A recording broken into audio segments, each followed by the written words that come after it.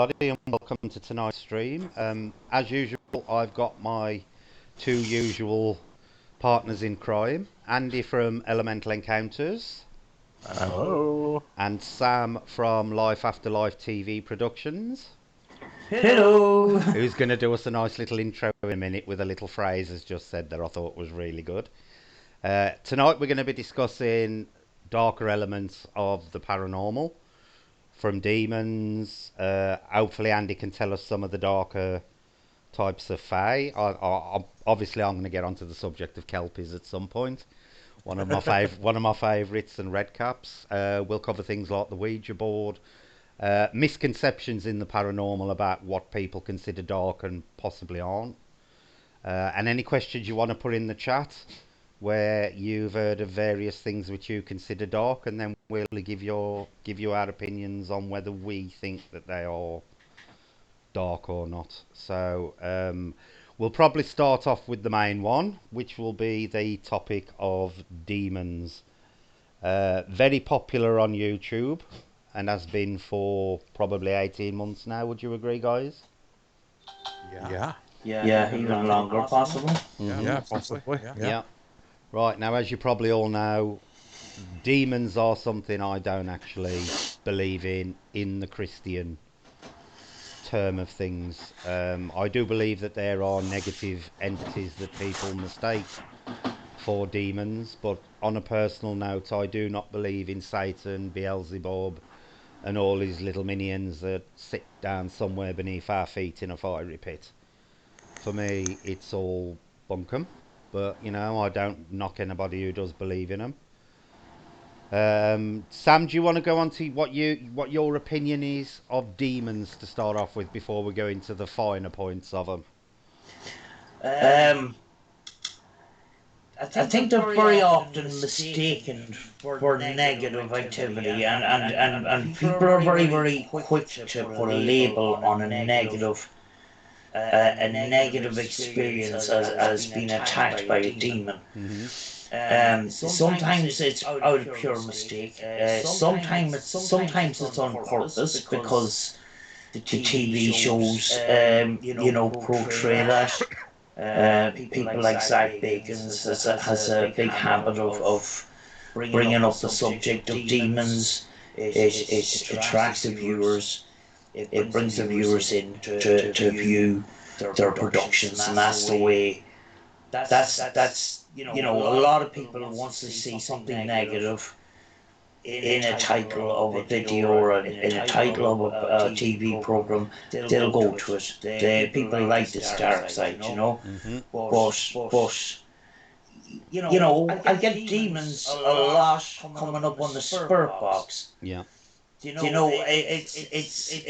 kind of strange that way. But as if you're doing spirit box sessions for a very long time, you do get to know that they what's coming out of the spirit box can often lie to you, you know. Mm-hmm.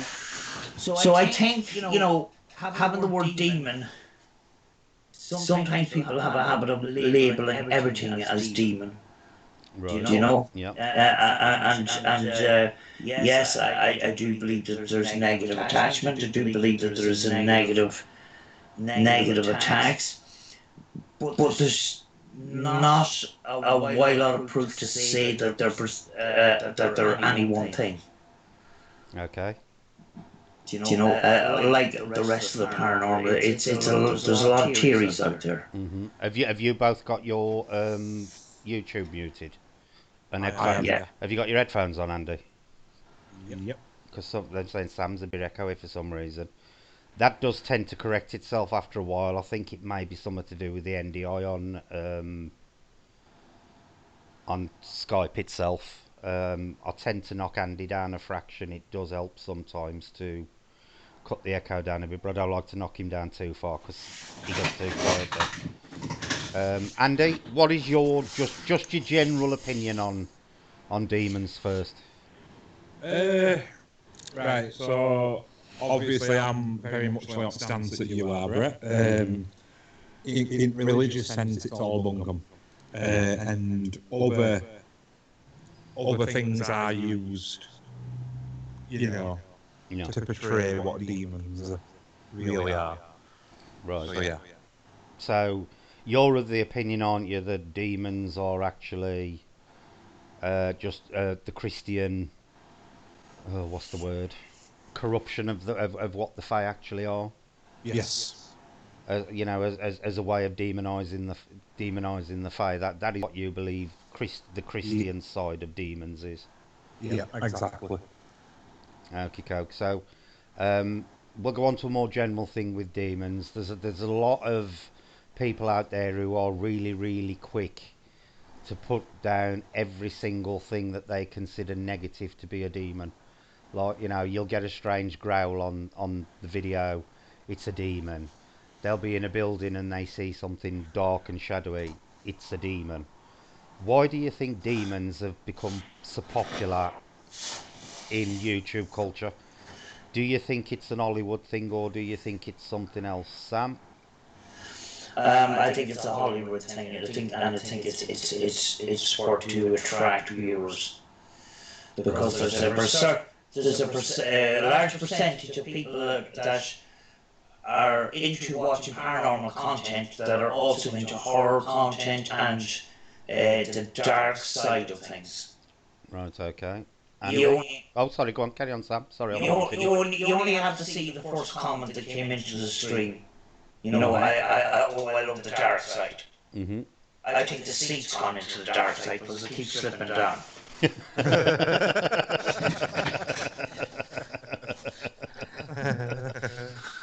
Have you considered actually putting a seat on it, Sam?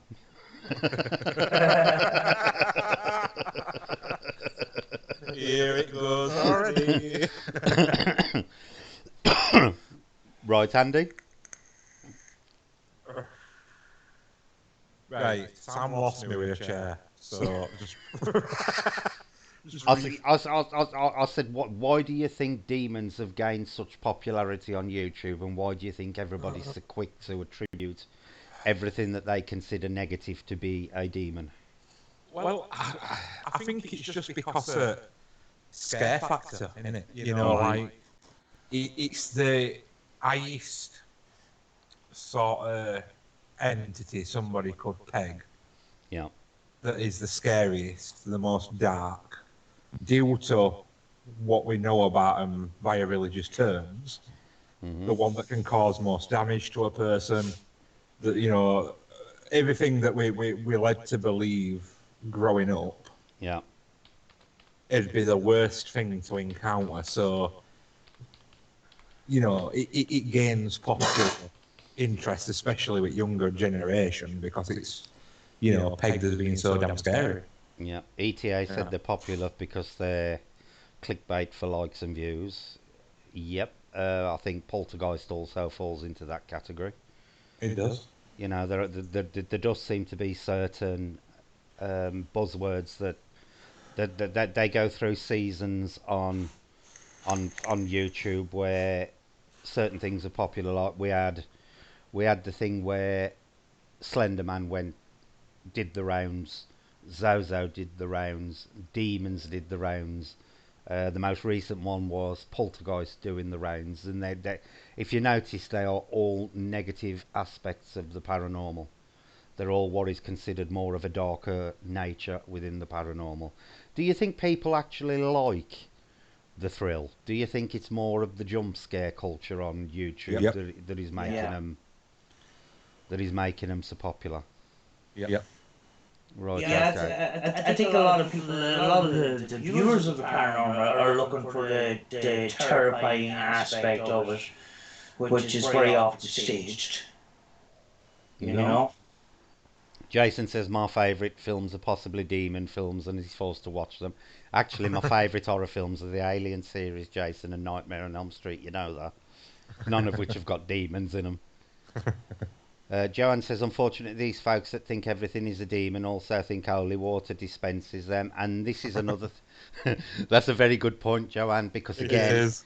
it comes down to your belief system.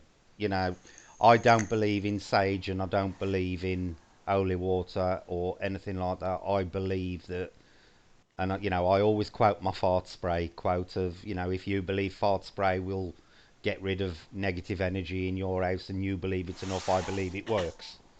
Not because of what's contained in the fart spray. I think it's working more on the belief system. You come from a religious background, Sam. Do you actually believe that there any demons have actually been captured on YouTube? Negative activity, yes. A lot of false negative activity when it comes to people making YouTube videos. But Yeah.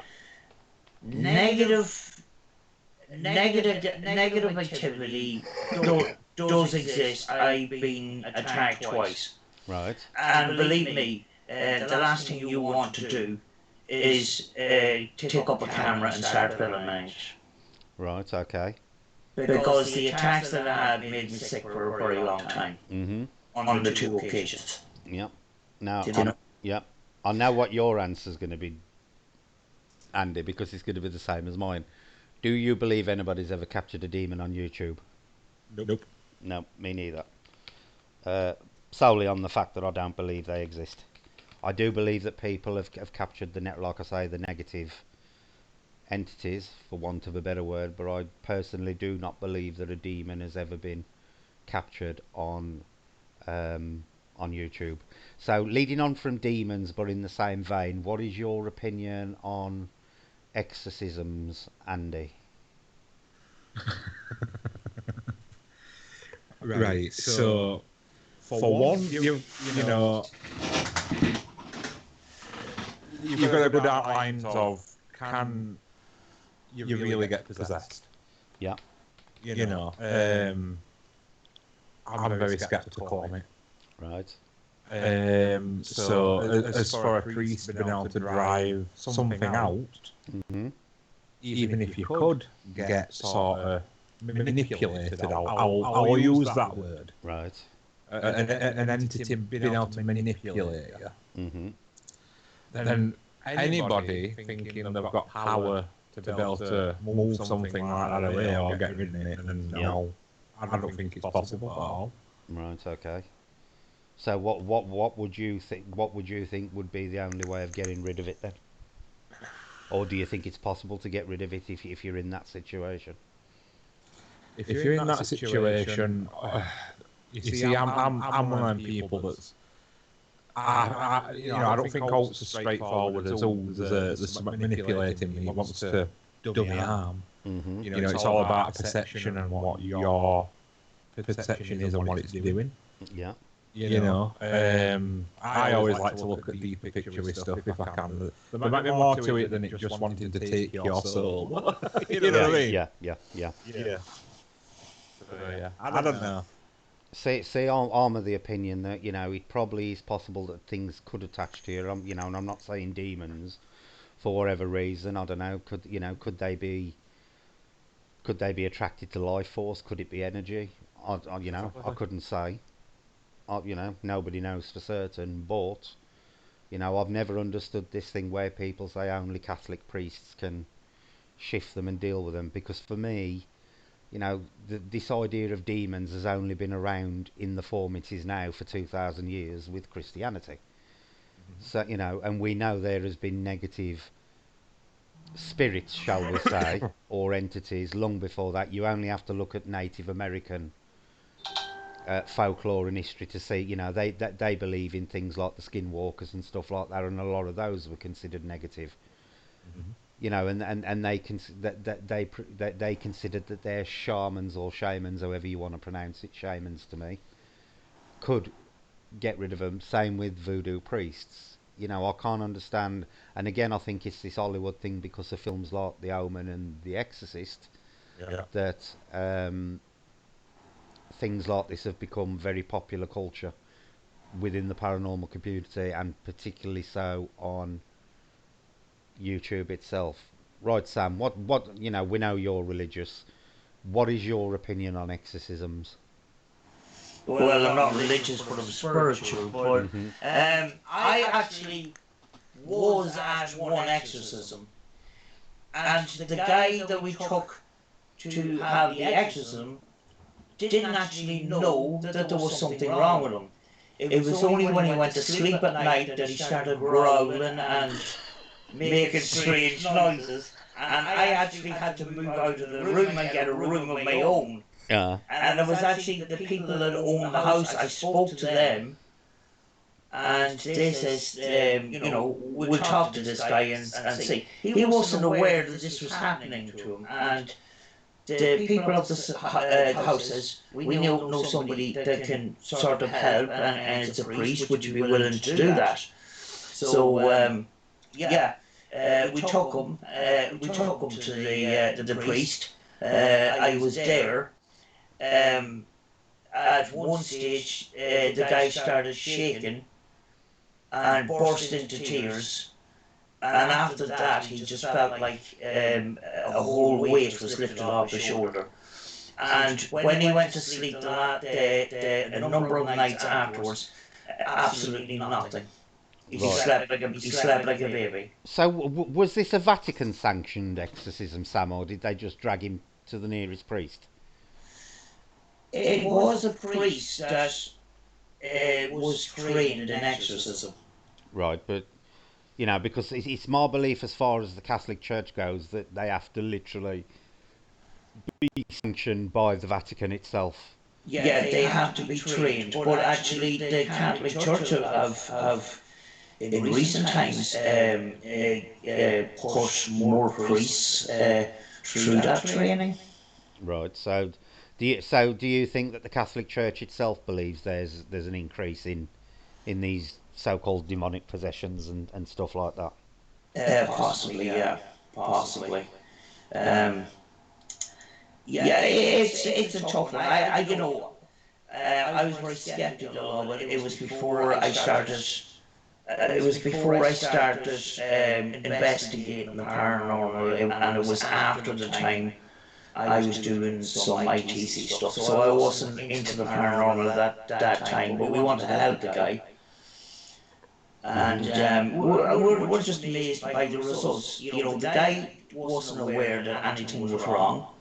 Yeah. Yet after he went to see the priest, he slept like a baby. There was nothing. There wasn't a peep out of him. Yeah. It's like Terry's put an interesting comment there that I'm going to put to the two of you, because it's really interesting. People can carry and express dark demon-like energy. Look at all the psycho killers equals demon. Now, I've noticed they've put demon-like there. For me personally, I think that a lot of evil out there is personal evil with people. And I do think that, because of Hollywood and stuff, people are literally way too quick to plant the blame of somebody's totally unacceptable murderous behaviour at the feet of demons and paranormal or supernatural evil. What's your opinion on that, Andy? No, I agree completely. I think it's easier for some people to pin the blame rather than sort of say that that person is just pure bloody evil. Yeah. And to try and put an excuse to it. I think sometimes it's more acceptable for people's mindsets to be able to put a blame onto something. Mm-hmm. And that's how I'd always see something like that. Yeah. Sam? I think in human terms, I mean, like there's extremely bad people in that, and very often, that behaviour is classed as demonic possession and stuff like that, or negative attachment, and the blame is put onto that, which cannot be explained. But when you think of it in a logical sense, a lot of it is human behaviour. Mm-hmm. Yeah. And when you think what percentage of humans are evil, and if they pass on and they communicate to us through the spirit box, is it those people that were so big into being negative and being bad that the word demon is coming through the spirit box, not by demons, but by people that believe that they're demons, or believe that they're negative, or believe that they're bad. Mm-hmm. You know? Right. Vanessa says, if humans can come demonic, can animals be demonic? Now, this leads on to something I'm going to get Andy to talk about in a sec. For me personally, I believe that things like devil dogs and stuff like that, I believe that any type of entity that is energy based can probably appear to us in whatever form they wish. So I believe it, even if it was a human soul, for want of a better word, that was out there and was negative, I believe if they wished to, they could appear to someone in the form of, for example, a devil dog. Again, I think Omen's got a lot to blame for when it comes to devil dogs, with the famous Rottweiler in the Omen with the glowing red eyes. And there was also a famous film called Zoltan, Hound of Dracula, which linked dogs to obviously vampires. Personally, I believe that probably the majority of them that are seen in certain areas could be bar guests. Now, I will let Andy tell you what a bar guest is because it's his area of expertise. It's basically a goblin that will take shape of a massive black dog, usually with red eyes. Mm-hmm. They can be quite sinister, and one of the favourite things to do is to jump on your back and claw you up a little bit, and but I can't say that I've had an experience with it like that. So that's just in folklore itself. Yeah. Um, Have you actually ever encountered an animal that was dark or evil as such, or gave the impression that it was evil? what, like a physical animal? Well, either. Yeah. Not a physical.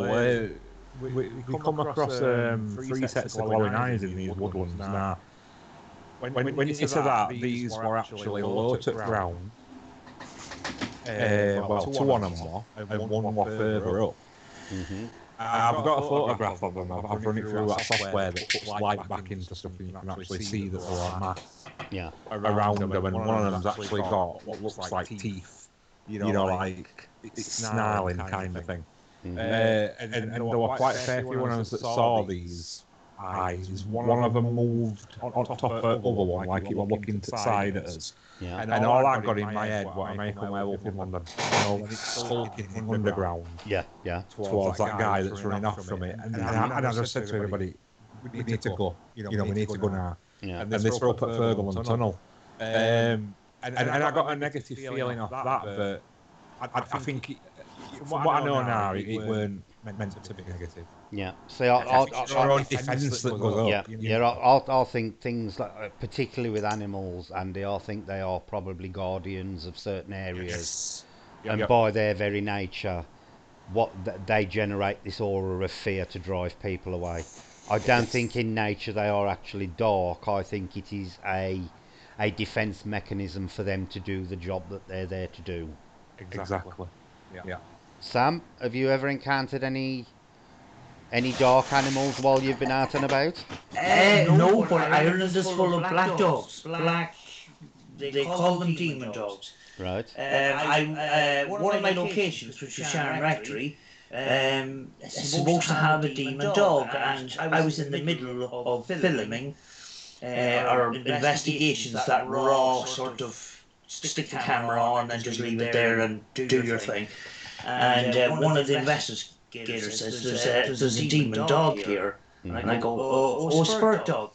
I said, no, demon dog. And I go, all right, okay, all right. And you didn't write to tone of my voice. I'm going, But when I was down in the cellar, the house is situated in there's a lot of land around it, and the nearest house is a good distance away. But I actually picked up the sound of the dog on the camera twice. Mm-hmm. But I still wouldn't label it a demon dog, even if I've seen it with red eyes. I still wouldn't, because I don't know what it is. I don't know. Now, a lot of people know about Padre Pio. He was there was a lot of paranormal stuff surrounding Padre Pio, like the stigmata and all the rest of it, Yeah. which is the bleeding of the hands and feet, and the fact that he didn't decompose when he died. But he actually has seen a dog, and he labelled it as a demon dog. Right. Now he could have mislabeled it too, but it's I don't know. It fits into the negative kind of thing. This big black dog with red eyes. Mm-hmm. And again, we got Hollywood polluting the whole thing. Yeah. We don't know what it is. Is it some sort of a nature or elemental type force? I don't know. Right. It's most likely mislabeled. Yeah. You know. Mm-hmm. Okay. Well, we'll go on to the final thing regarding demons as such then. And this is very much appropriate to anybody who's been to the ancient Ramsey, and that is the subject of succubi and incubi, male and female sex demons, for want of a better word. There were, well, that's what they Well, we are. know a few of them that are up close personal encounter Yeah. with them. We certainly do. You know, rammed in is now a bit of a paranormal catchphrase for a lot of people.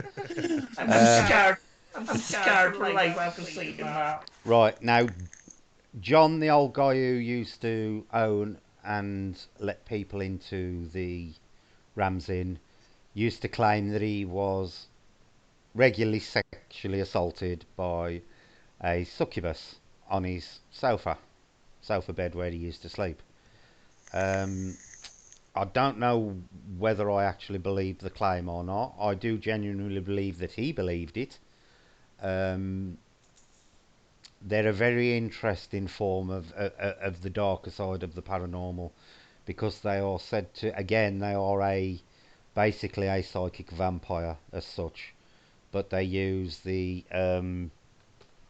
medium of sex to suck it out of people, literally. Excuse that turn of phrase, but that is the best way of putting it. The Ram's Inn is probably, the ancient Ram is probably the most famous UK location for a resident succubi. So what is your opinion on succubi and incubi, Samantha?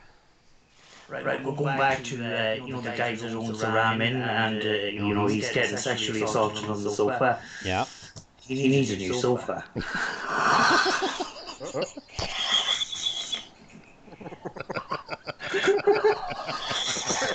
Oh dear. Oh God. I don't know the history to it, so I don't particularly know. I've seen documentaries of people being sexually assaulted and stuff like that. Well, the entity, I don't know. the film The Entity is probably the main Hollywood Yeah. influence on it. I don't I know if haven't- you've ever seen it, Sam.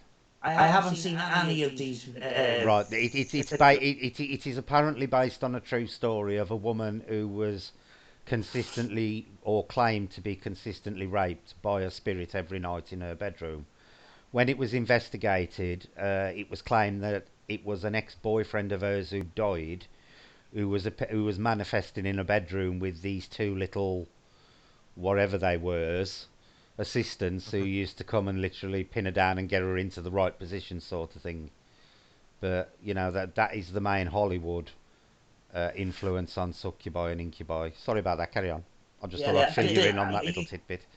Do you know them type of documentaries? Yeah. And it says based on a true story. Mm-hmm. You got to think about based on a true story. The storyline may be correct, Mm-hmm. but it is a film, and it needs to have excitement every couple of minutes. So some of that stuff may not be true. Yeah. It's made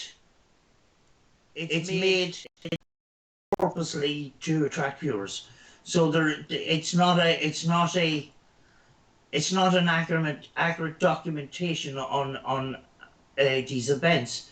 I've seen a couple of them. I've seen a couple of Ed and Lorraine Warren's investigations and the Yeah. films around that, the documentaries around that. I don't I don't particularly like the films. You know, Yeah. Yeah. it's not an accurate thing. You know, Yeah. it's not an accurate thing. But I've lost my train of thought now. What am I supposed to be talking? Oh, succubus and Sex demons, Sam. How could you forget that topic? Uh, Amazing. I don't know what else to say about them. People claim that they're being sexually assaulted and stuff, and Do you believe that they could possibly exist?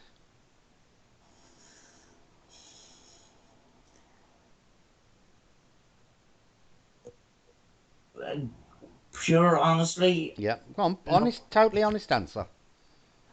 no. Okay. But I could be wrong.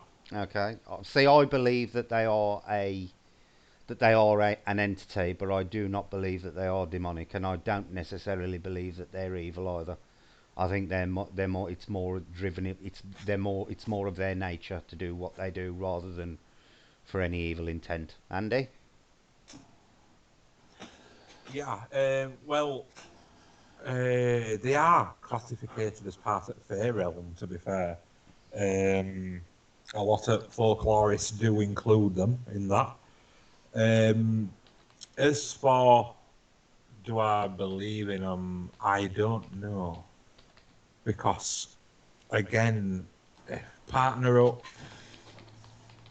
dark side of things with sex side of things, and it's another story that sells well. And I'm kind of a bit suspicious on it, you know. Yeah. All I can say is if they're real, I'll try and conjure a succubus up and let you know how it goes. You're gonna video it and put it live. I'll video it if you want, yeah. Do a premiere with it. Do you think that a lot of these, and I'll call them commercial haunted locations, do you believe that they maybe big up things like this and claim they're there when they're not, just to pull in the punters, so to speak? I was going to say the word suckers, but I'll be polite and use punters. I think that's very much potentially correct. Yeah. Okay. So that's pretty much the demonic subject covered. Which one do you want to do next, Andy? Shall we do witchcraft, or shall we do Ouija boards? Well, it comes in part as parcel, that one. Hmm. Well, we can cross it over, so go witchcraft first and we can cross over into Ouija boards. Right, okay. The next subject we'll discuss then, of paranormal of a dark nature, is witchcraft, or what, and this is going to stick in my throat to say it, what most people know as black magic. Um, Personally, I don't believe in the term black magic. I don't believe that magic has colours. Magic is solely intent based, but I do believe that there is negative and dark magic that can be used. Um, it is not practiced in Wicca at all, because Wicca only practices positive magical practices as dictated by the Wiccan Reeve, and it harms none, do what thou wilt. There are the people out there who perform the darker side of of the pagan rituals. Even the Druids, going back in time, performed human sacrifices. There are evidence that they did it, even though they are considered a benevolent nature religion. Even Druidism had its dark aspects with things like animal and human sacrifice. I would like to stress here, there is, because I'm going to touch on something else after witchcraft, there is a big difference between negative, and I will describe it from now on as negative witchcraft rather than black magic, because I hate the term. There is a massive difference between negative witchcraft and Satanism, which is what a lot of people get them mixed up as, and interpose the two words to mean the same thing when they are totally different things. So, Andy, what is your opinion on negative witchcraft? Right. So, as far as I understand it, right, if we're talking in realms of any witch performing any negative magic or Mm-hmm. spells, Mm-hmm. right, it drops down into traditional witchcraft Yeah. because they are more free to do as they will, obviously, Yep. apart from serious, obviously, damage and stuff. But Yeah. because they wouldn't necessarily do that. But it's all, it all comes down into realms of hexing and cursing, Mm-hmm. and usually that'll be in retaliation, Yeah. you know.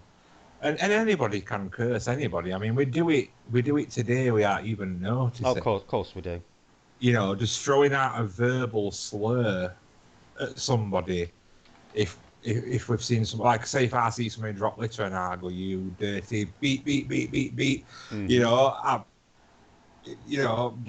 whatever, and I'll throw some at Hartley, and basically it's the one and the same thing. But you know, the whole stigma about them getting together and doing weird conjurings of dark entities and demons, because they are, again, we'll drop back to the demon thing. Yeah.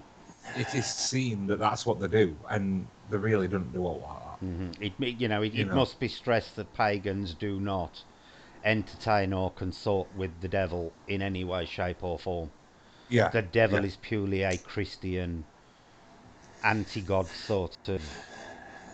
Well, he's a fallen angel, and he's basically yeah, he's yeah, basically anti-God, you know. yeah. And pagans do not, in any way, shape, or form, have anything to do with Satan or Lucifer or whatever the hell you want to call him. They have their own gods, and it is important to note that the pagan gods have a dual nature where they are both positive and negative. The pagan outlook, You see, it's balanced all the way through pagan beliefs. yeah, yeah. I mean, and again, one's perception can all come into it as well, because Hmm. in traditional witchcraft, a lot of women who practice use menstrual blood Yeah. in the rituals, Hmm. and to some people that would be considered like dark. Yeah. Where is what they're using it for probably won't be dark at all. Hmm.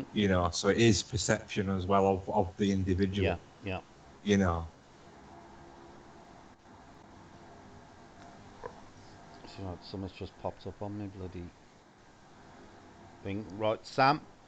What was your impression of what people consider? I'll say black magic to you because you probably won't be used to the term negative magic anyway.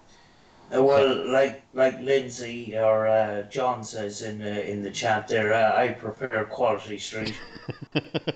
Yeah. Um. Chair. Um.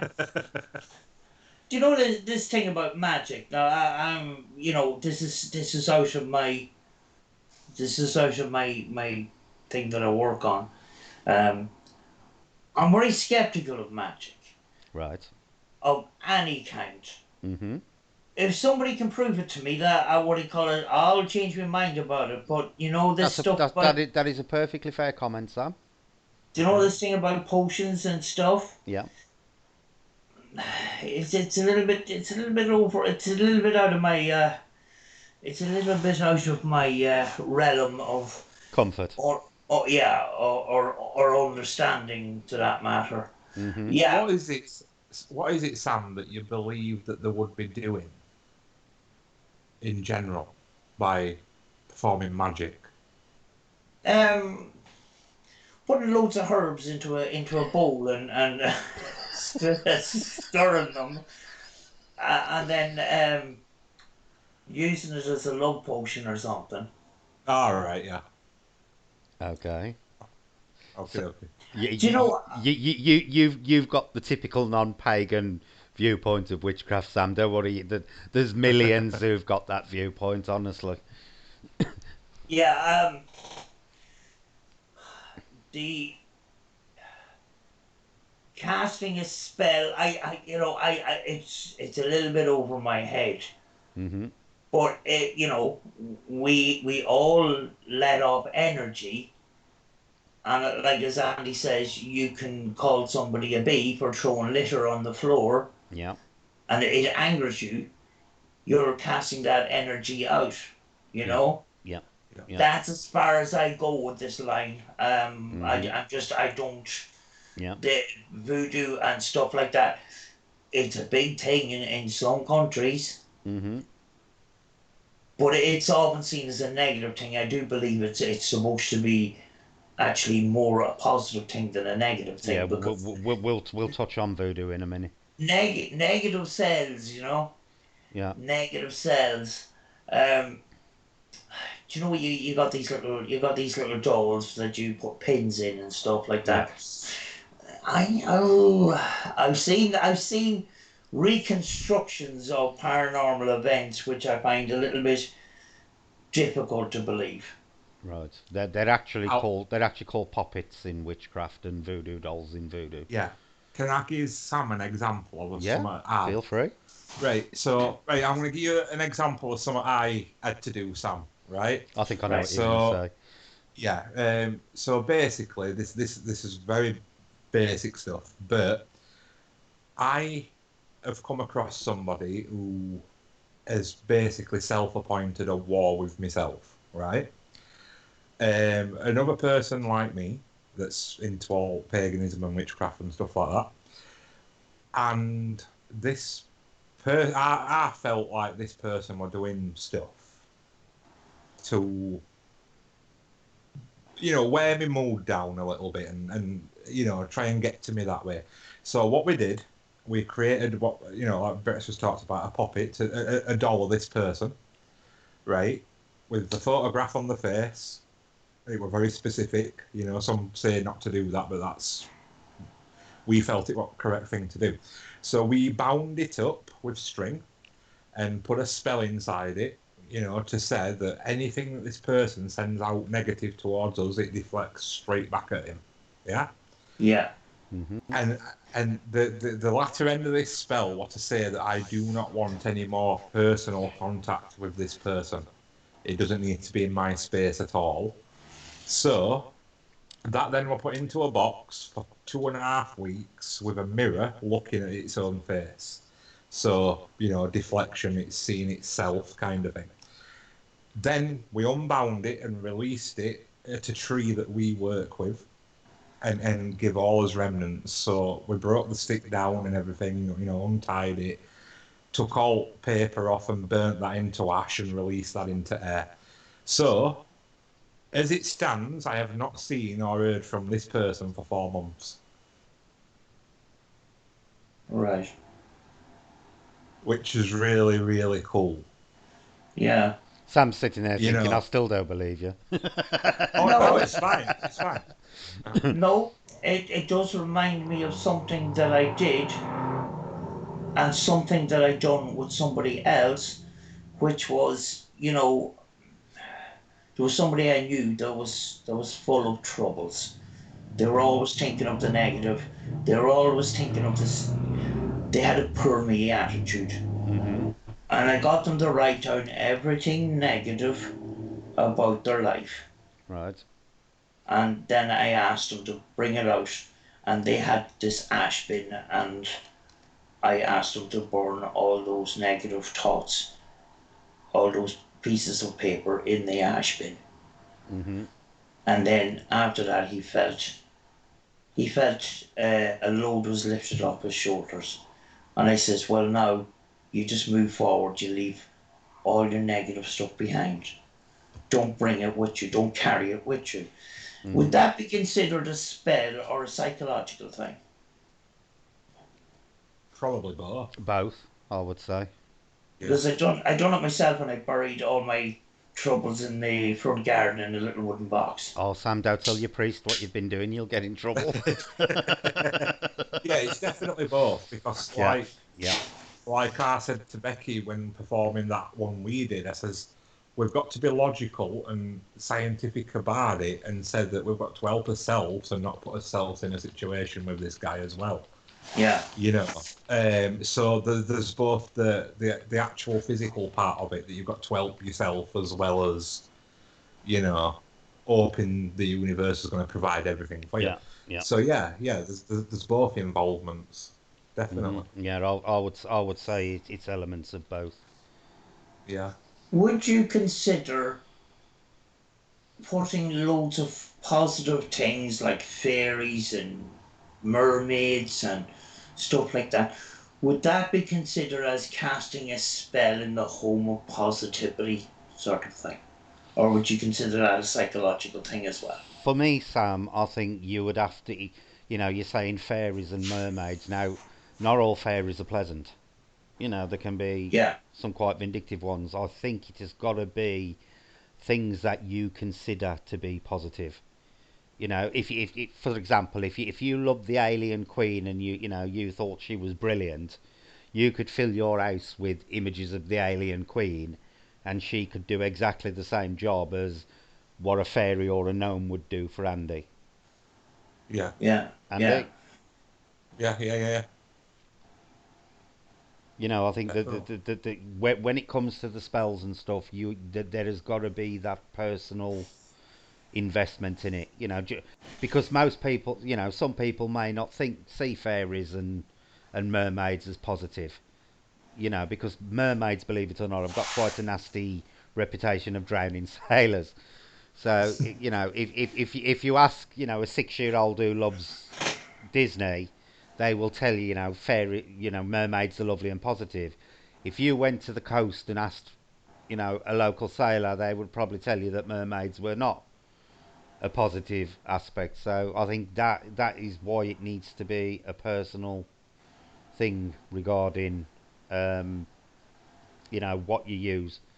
But again, it's all to do with intent, and it's the power of intent and the power of your belief is what powers a lot of this stuff.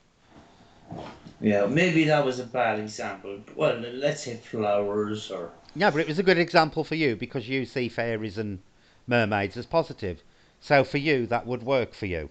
Well, that's the impression I was given Yeah. by Hollywood, basically.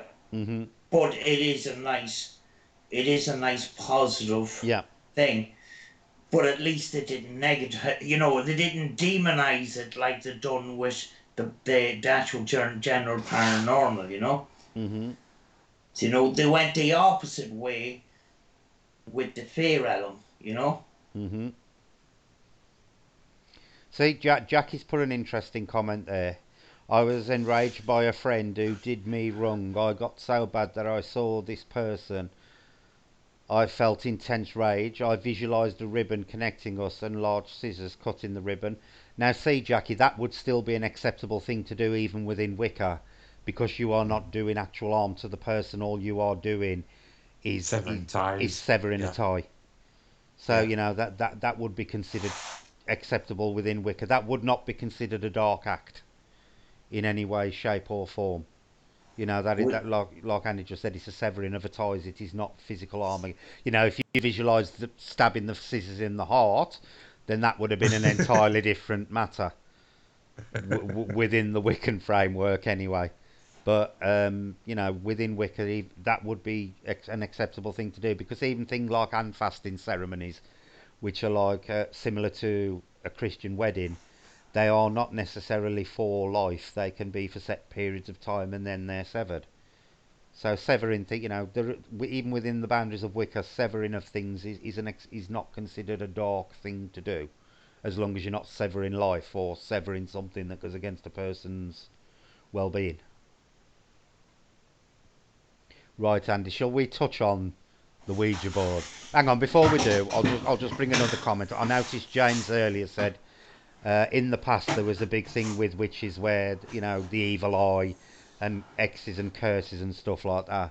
Personally, I believe a lot of the time where this went on was for two different reasons. One, if it was done by the person who was considered a witch themselves, it was basically done as a means to instill fear. I don't think that a Yeah. lot of them had any real particular power in doing what they tried to do. I think it was just to keep the local population away or to keep them in check. And I think Yeah. from the other side of the coin, A lot of the times, especially during the periods of the witch trials, it was just used as an excuse to get your neighbour either drowned or burned, depending on where you were in the country. Would you what would you say to that, Andy? No, I agree completely. Yeah. Like the purge. Alan Grant says, "Keep me away from mermaids. My husband thinks they look cute. Bless him. He don't know better." Yeah, we're gonna towards the end. We're gonna discuss some of the darker fae because some of my favourite fae are dark, and I like talking about them, and I'm sure Andy will know some more. Right, let's get on to the subject of Ouija boards then. Now, this is one of my favourite subjects because I have lost count of the times that I've spoken or discussed Ouija boards with people, and straight away they associate them with the dark side of paranormal.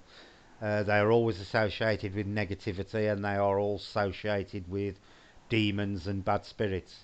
Again, for me, this is an Hollywood and media thing where in recent times a lot of popular films have tied the Ouija board and demons and evil together. Now, for me, a Ouija board is no different to using a spirit board. It is just a more low tech version of a spirit board. Ouija boards have been around for thousands of years. They used to be called witch boards, and they had another name in Egypt that I can't remember off and now, but they were even used in the times of ancient Egypt, and I believe there were forms of them that go back even to the Mayans and the Incas and that kind of stuff. They were never ever considered a negative tool in spirit communication. It has only been since the advent of TVs and movies and stuff and things like the witch trials where the Ouija board has gained its negative aspect.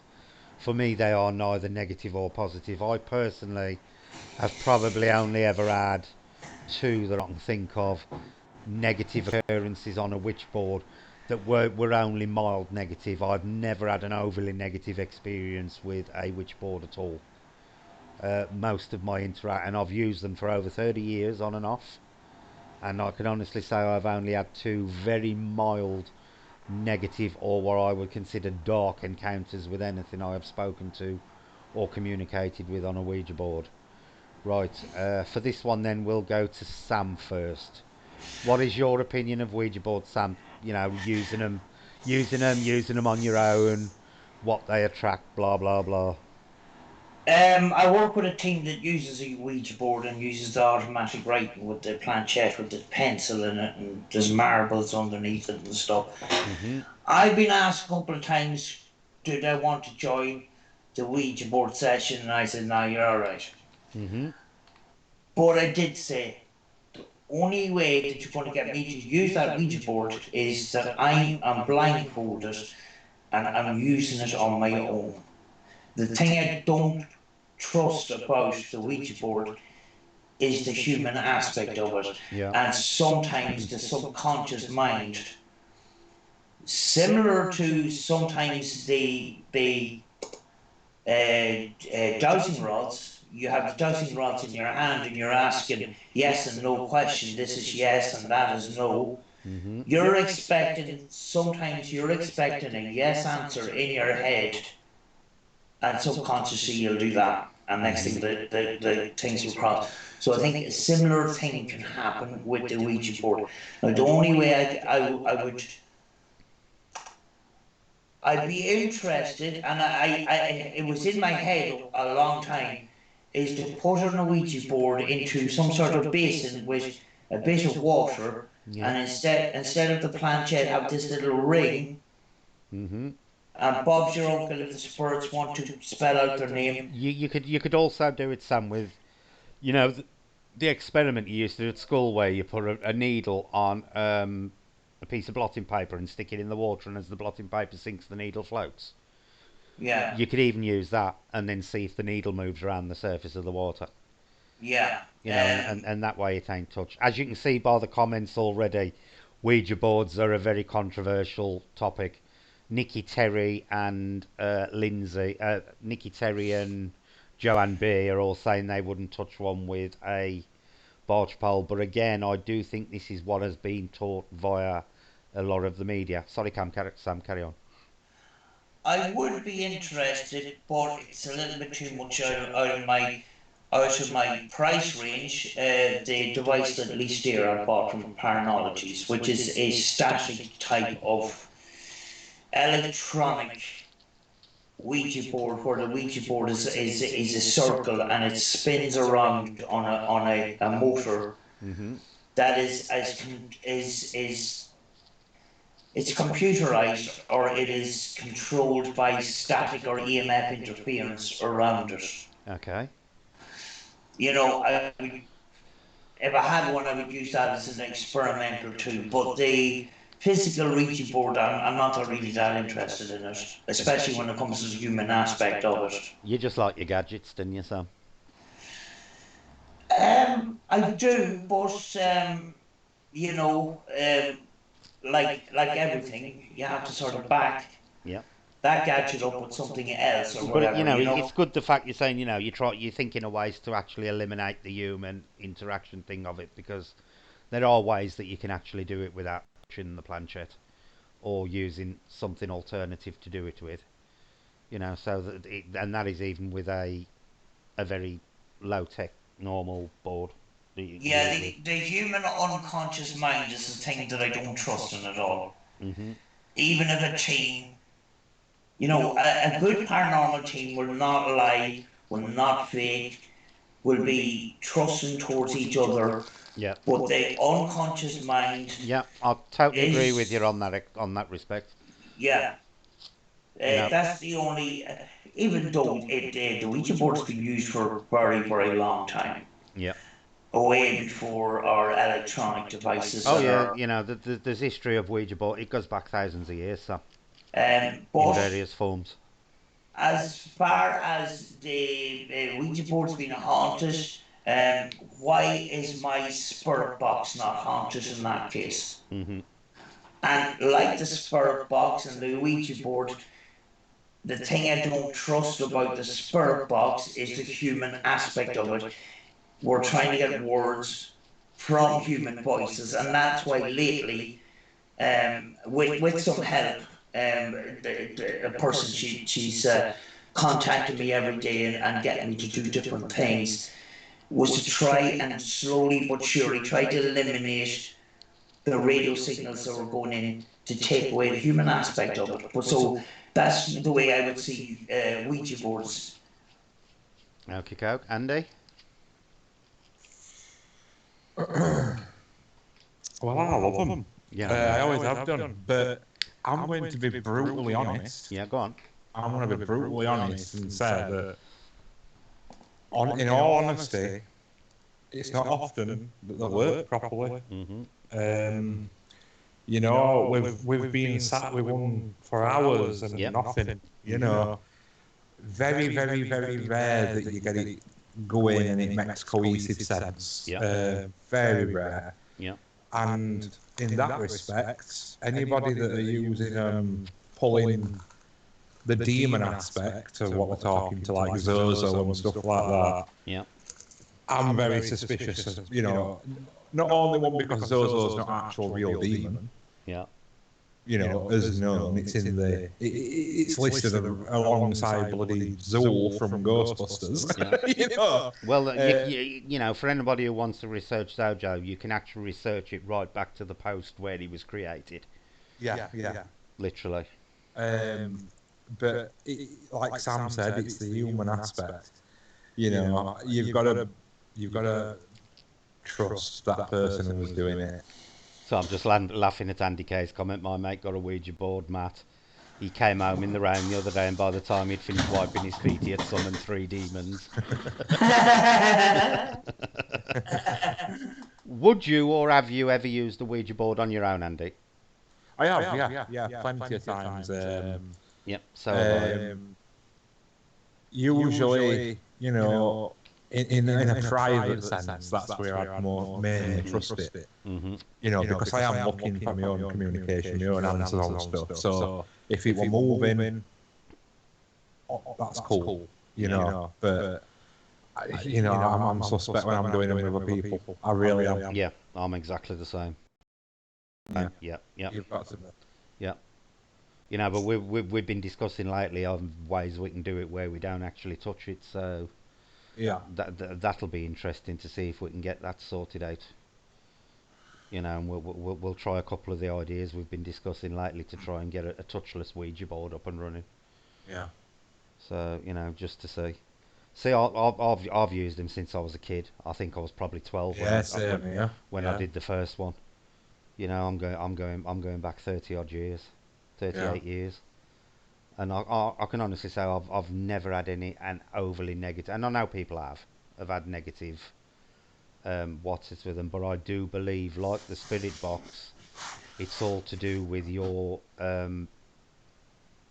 mindset when you approach them. I think like anything else, you do have to approach them with the right mindset, because even with the spirit box, and I believe this with the spirit box, if you go to a spirit box with the intent in your head that you're going to contact demons and evil things, you can guarantee apparent demons and evil things will start manifesting on that spirit box. Yeah. And I believe it's exactly the same. Fell off your chair again, Sam.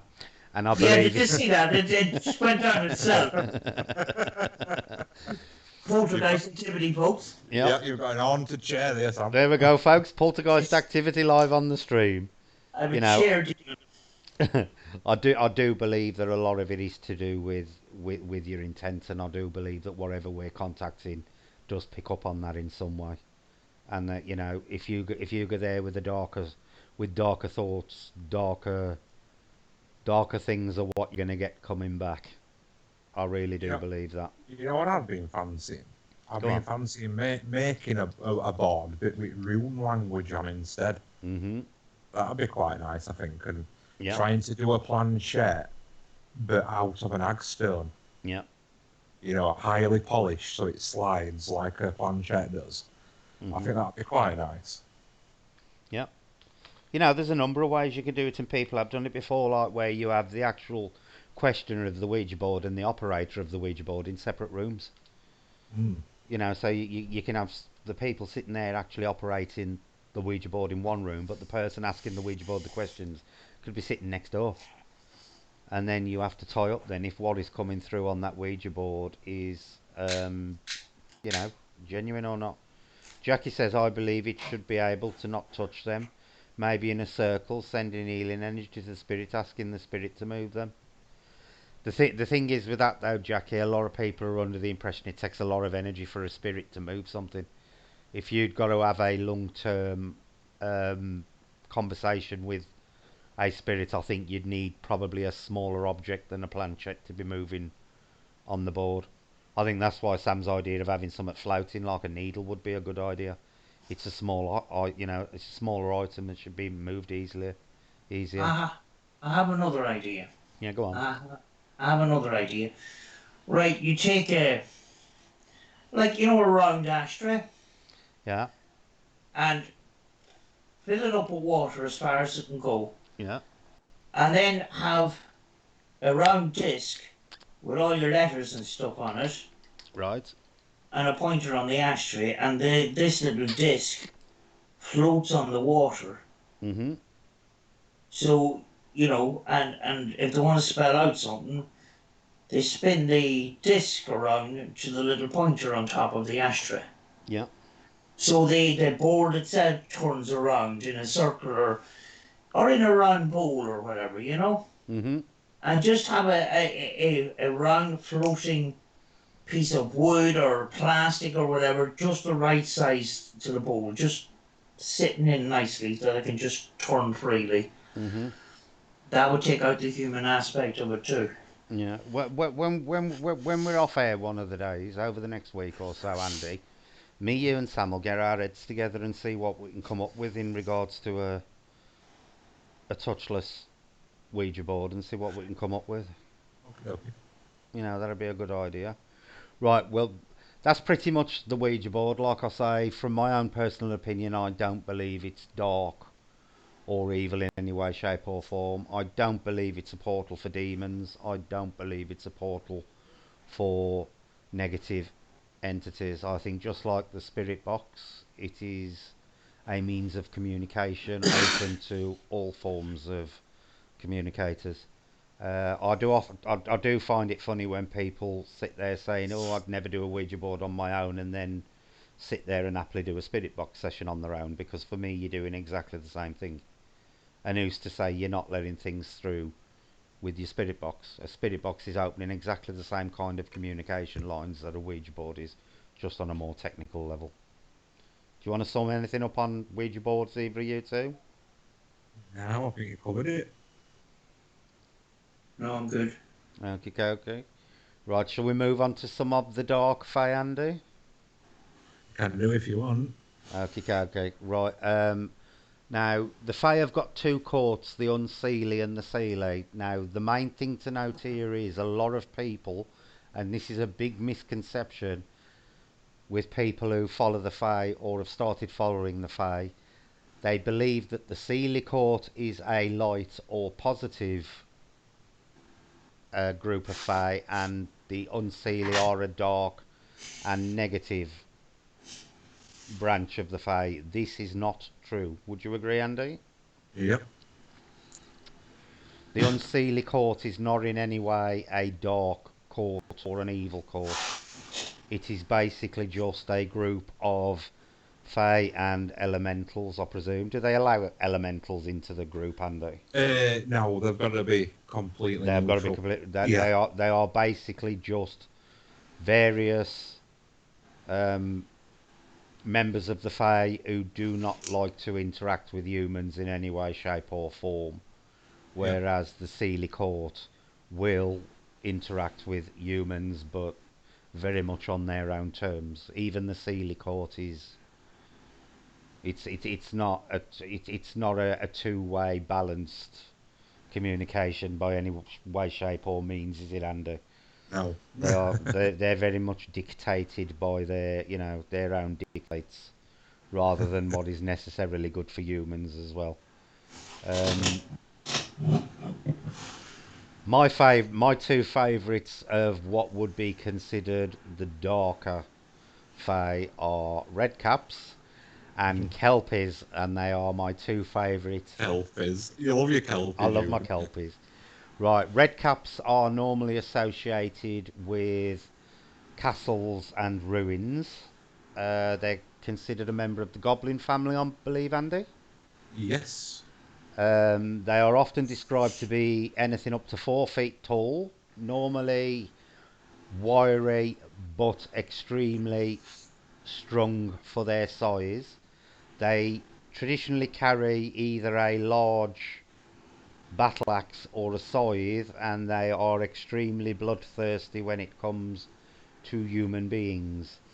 Um, it is said that a red cap soaks his cap in human blood or blood in general, and this is where they get their name from. It is also rumoured by some that if a blood cap's cap ever goes dry, it means the death of the red cap.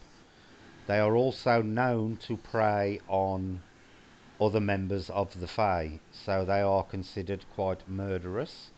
They are what most people would consider dark. The second one, which is a favourite one of mine, is the Kelpie. The Kelpies are a water-based Fae. Um, Apparently, when they're in water, they are normally quite serpentine, ain't they, Andy?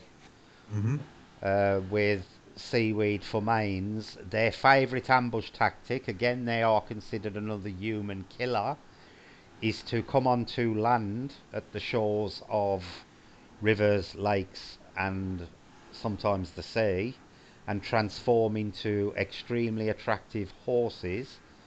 They then encourage humans to jump on their back, at which point they plunge back into the water, drown you, and eat you.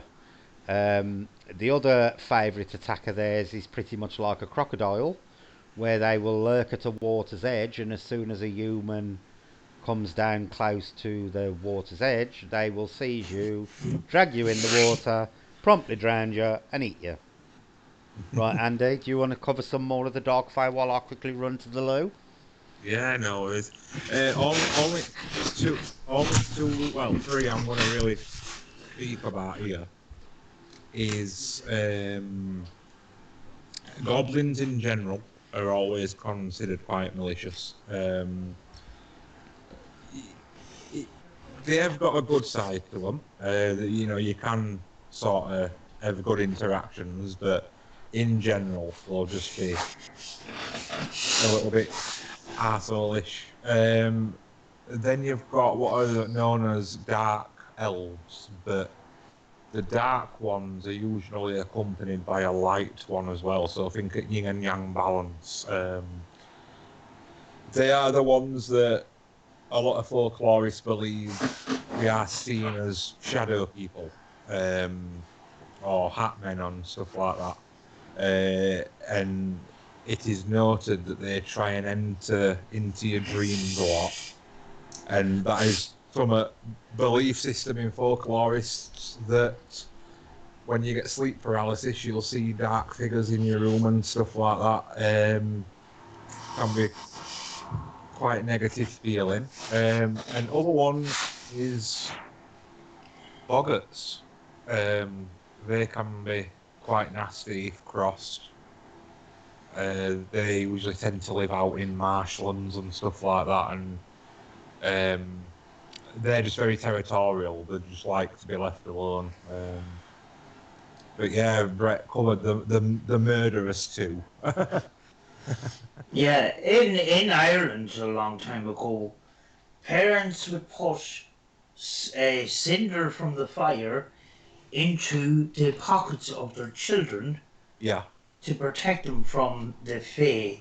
And actually, the Fae is very much feared in Ireland, especially amongst the farming community that, you know, have land and you know, they have wee bushes and trees and stuff like that. Yep. And if they consider a fairy tree, you know, they're not going to touch it because they consider that if these fairy trees were cut down, it would mean bad luck for the owner. And I actually lived in a house where there was a fairy tree, and that fairy tree was actually cut down, and the tree actually fell on your man's leg and broke his leg.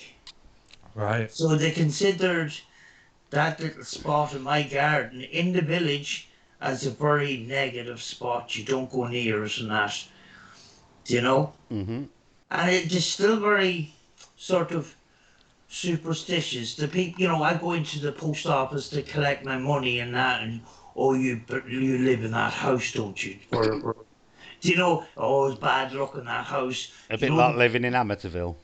yeah, because actually the guy that was supposed to get that house, it happened. There was two occasions in two different houses where I actually got this house because the person that was about to move in died. But in this case, it was alcoholic poisoning. It wasn't to do with bad luck. So it was connected to spirits then, so Yes, it was. It was liquid spirits. just Yeah. the wrong type. But everybody considered that house as very bad luck, and they associate it with the tree that was in that garden. Do you know? Mm-hmm. That'll have been an hawthorn tree, that. Yeah. Yeah. Right, Sam. Yeah, you're in the distinct, position of coming from Ireland now. Ireland has for thousands of years, Ireland had nothing but Fey folklore. They never, the Irish never believed in ghosts as such. It was only with the coming of Christianity that Ireland started to develop any sort of ghost folklore. Before that, it was all Fey.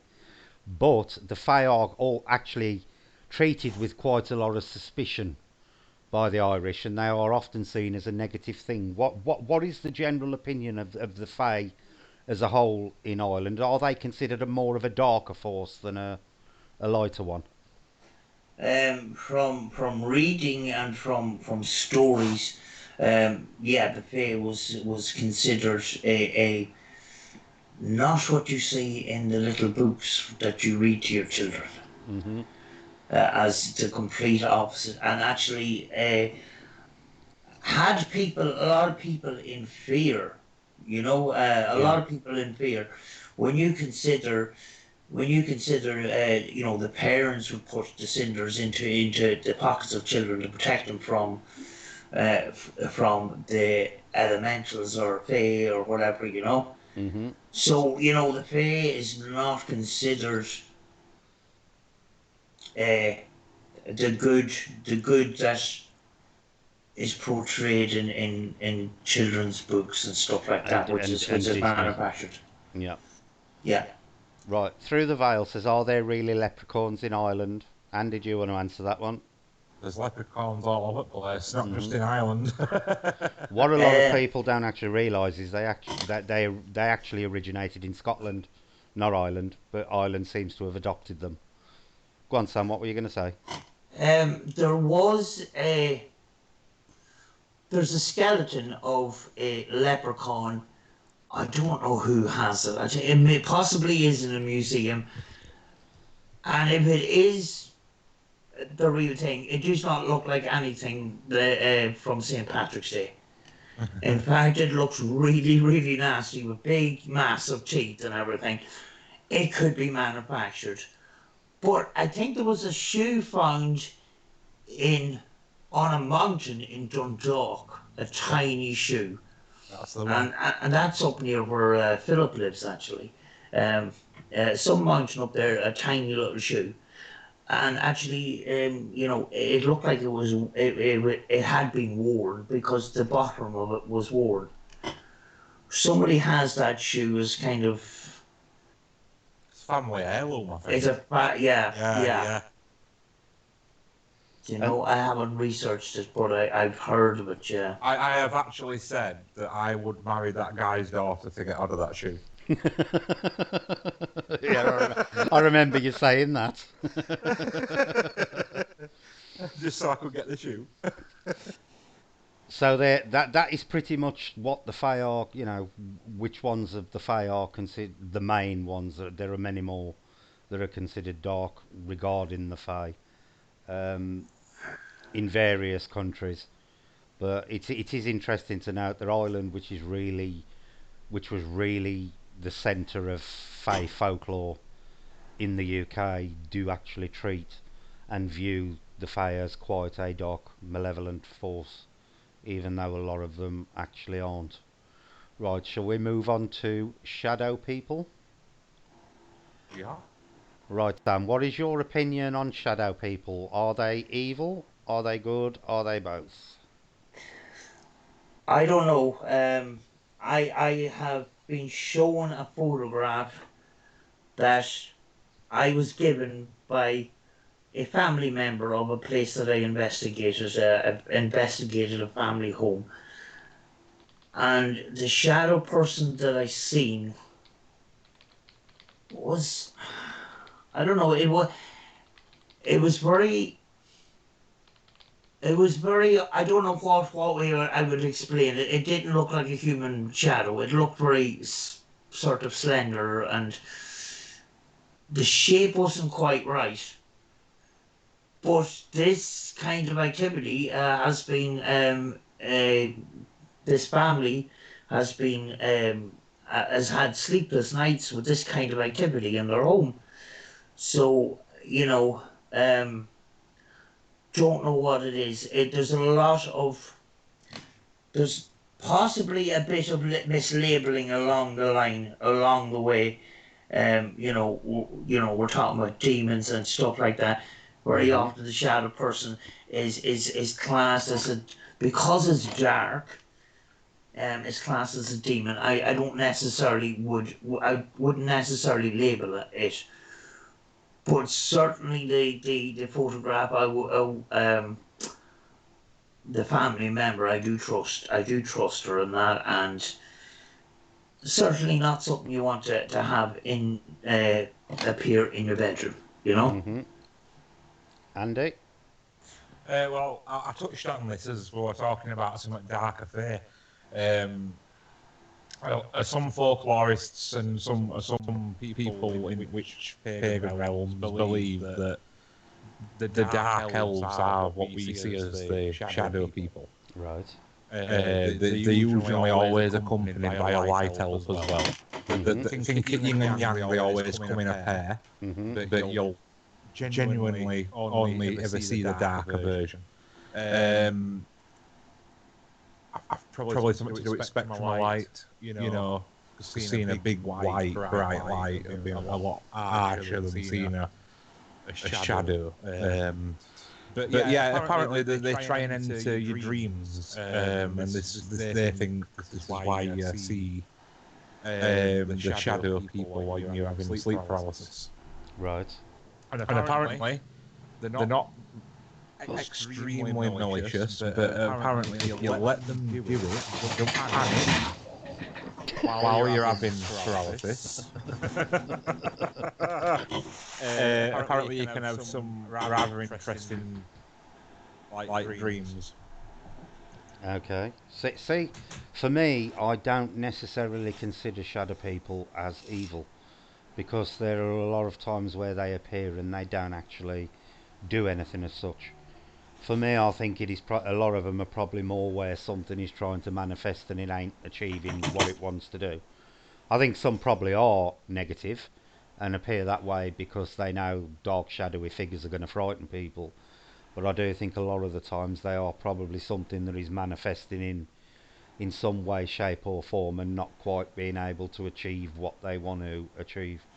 It could be anything.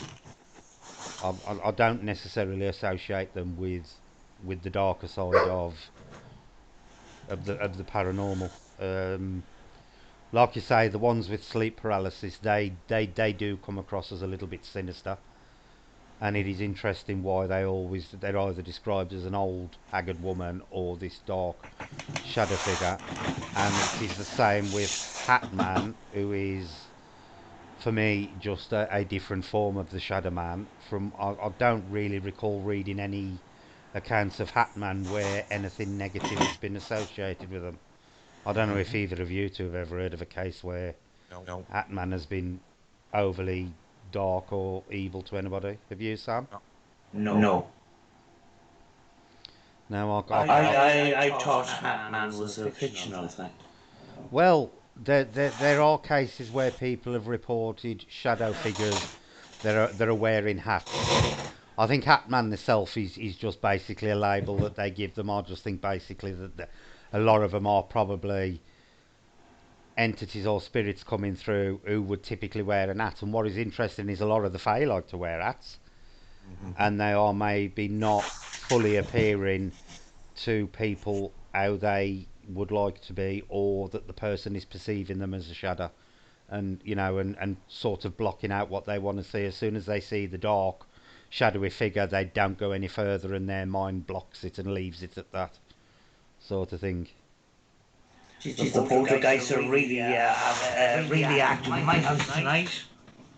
My chair. I'm just going to nip off the fire and get my meds sorted. Okay. I know Andy K, who's in the chat, has got an interesting story. Actually, yeah, I do know of one Andy's story that he told me the other day, which will be which will be really interesting to tell people one day, because Andy has had experience of a shadow figure that was extremely negative, extremely negative.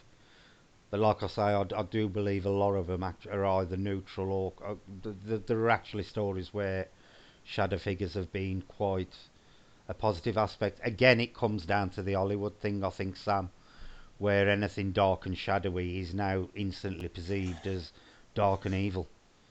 Where for me, I don't necessarily believe they are.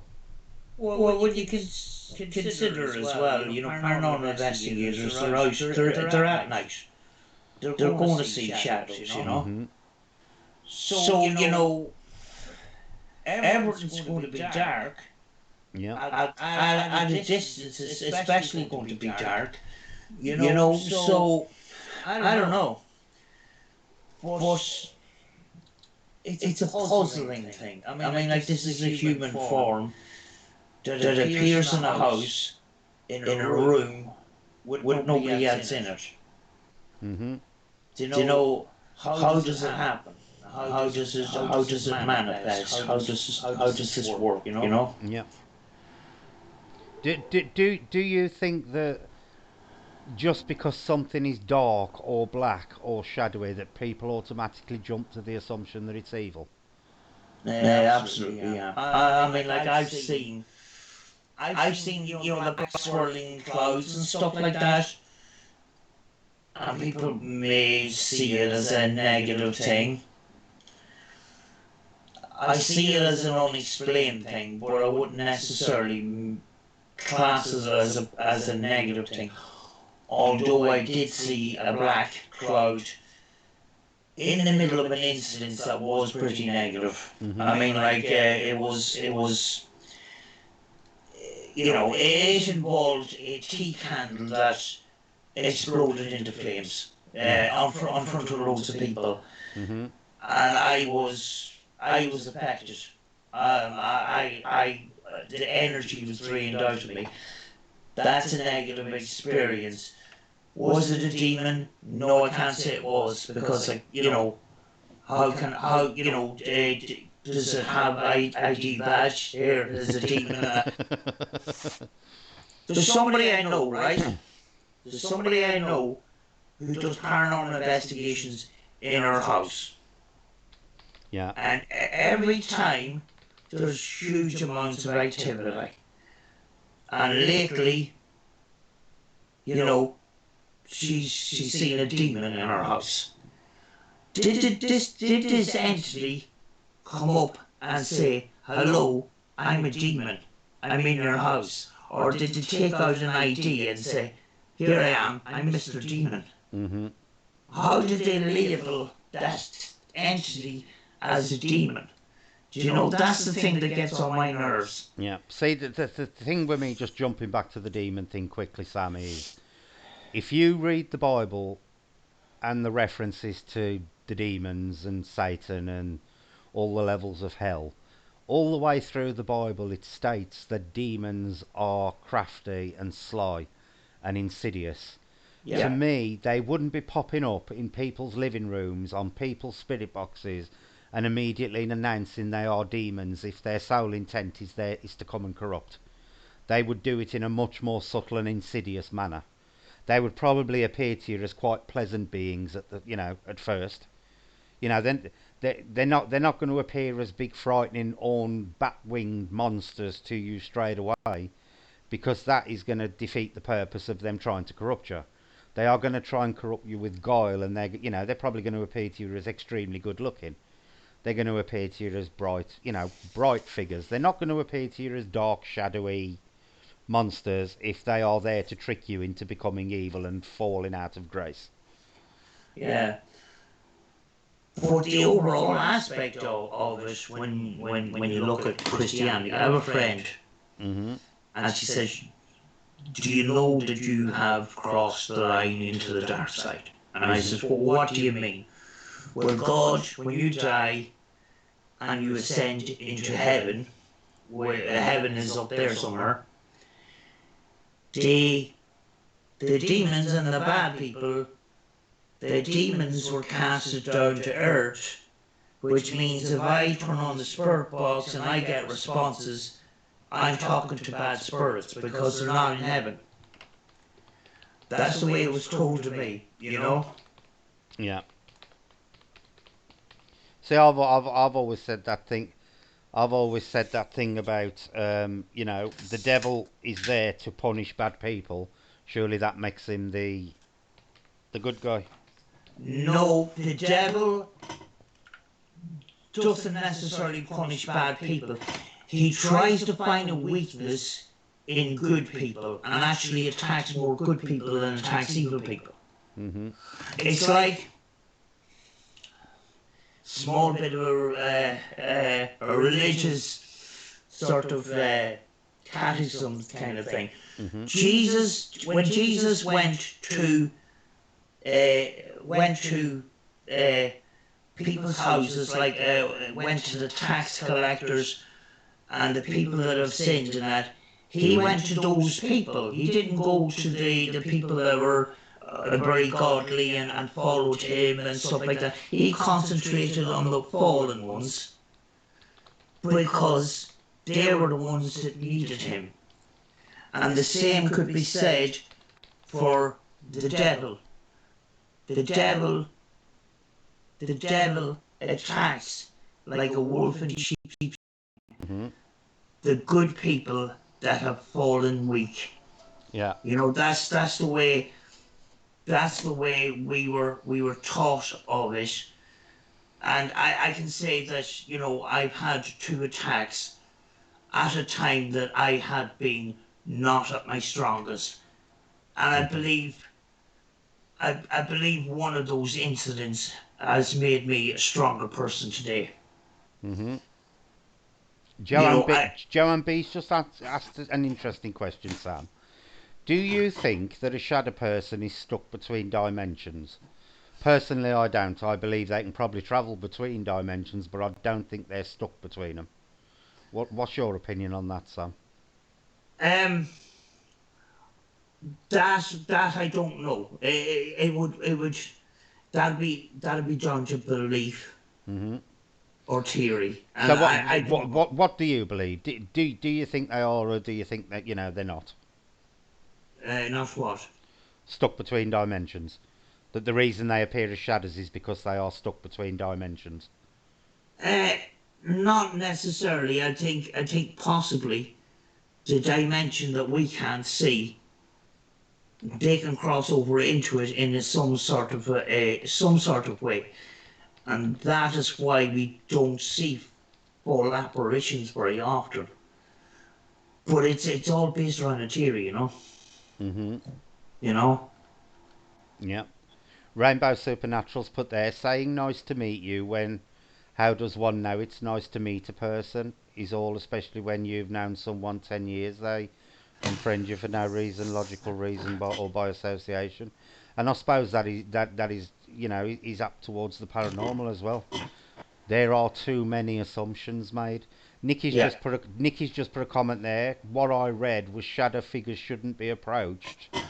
They like to watch but must never be spoken to. That is a perfect example, Sam. Who has stated this? Because Yeah. nobody has proven what a shadow person is. So all this thing about you should never approach one and talk to them, they just like to watch. Well, don't we all sometimes?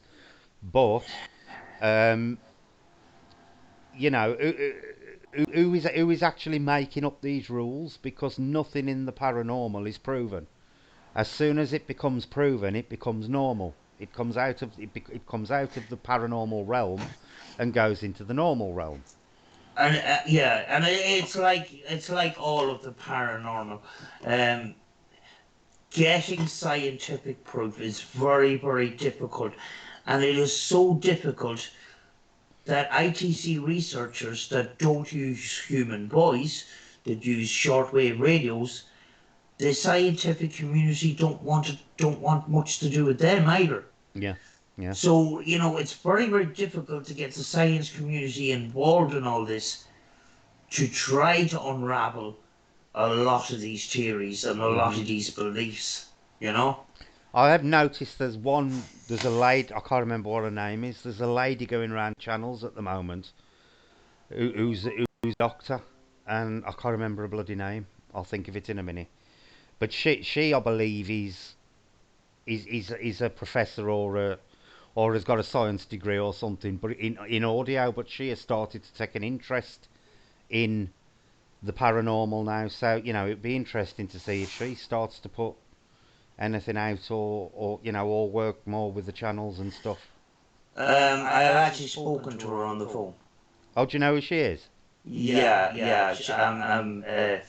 She works in Sligo and Glasgow, and at the moment she's in Sligo, and because of the COVID-19, she's at home. All Um, right.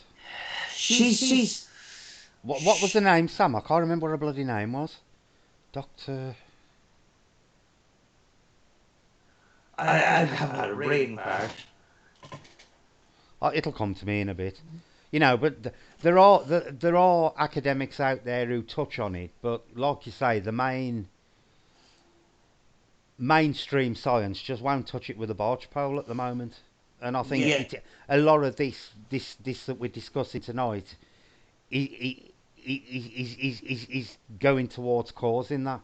Because there are, the paranormal is riddled with so many myths and stuff. Like the one that Nikki just said, shadow men should never be approached or spoken to. There's no proof one way or the other that that's the case. Yeah. That is just a belief that somebody started, and it's just gained momentum. Brett don't know why. Just looked into it because my kids were seeing this shadow figure. It said they shouldn't be approached, and they would just leave you alone. Stephen, Dennis, notice how we're talking about the paranormal and not ghosts. That's because we are a paranormal channel, Stephen, and not a ghost hunter channel. Andy K. Fran, man, name the shadow people. I think you will find not a shadow person saying we're shadow people. Right, when Andy cut, we'll move on to the next subject because hopefully Andy will be back in a minute. Right, oh, you're back. I'm just sat here watching you like a shadow person. Right, okay. So I'll ask Andy's opinion on this one. Now, this is one that's always interested me, and this is a class of what a lot of people consider dark, that I think touches on quite a few areas of the paranormal, and that's the one of black-eyed children. What is your opinion on black-eyed children, Andy?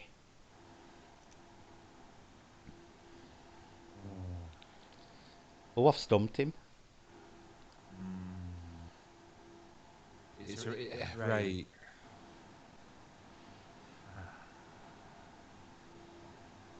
I don't know. I don't know. You sound just like Jason when you say that, because he says that in exactly I don't know. It's that bloody Yorkshire accent. No. Jason, I always do it when Jason says it as well. I don't know.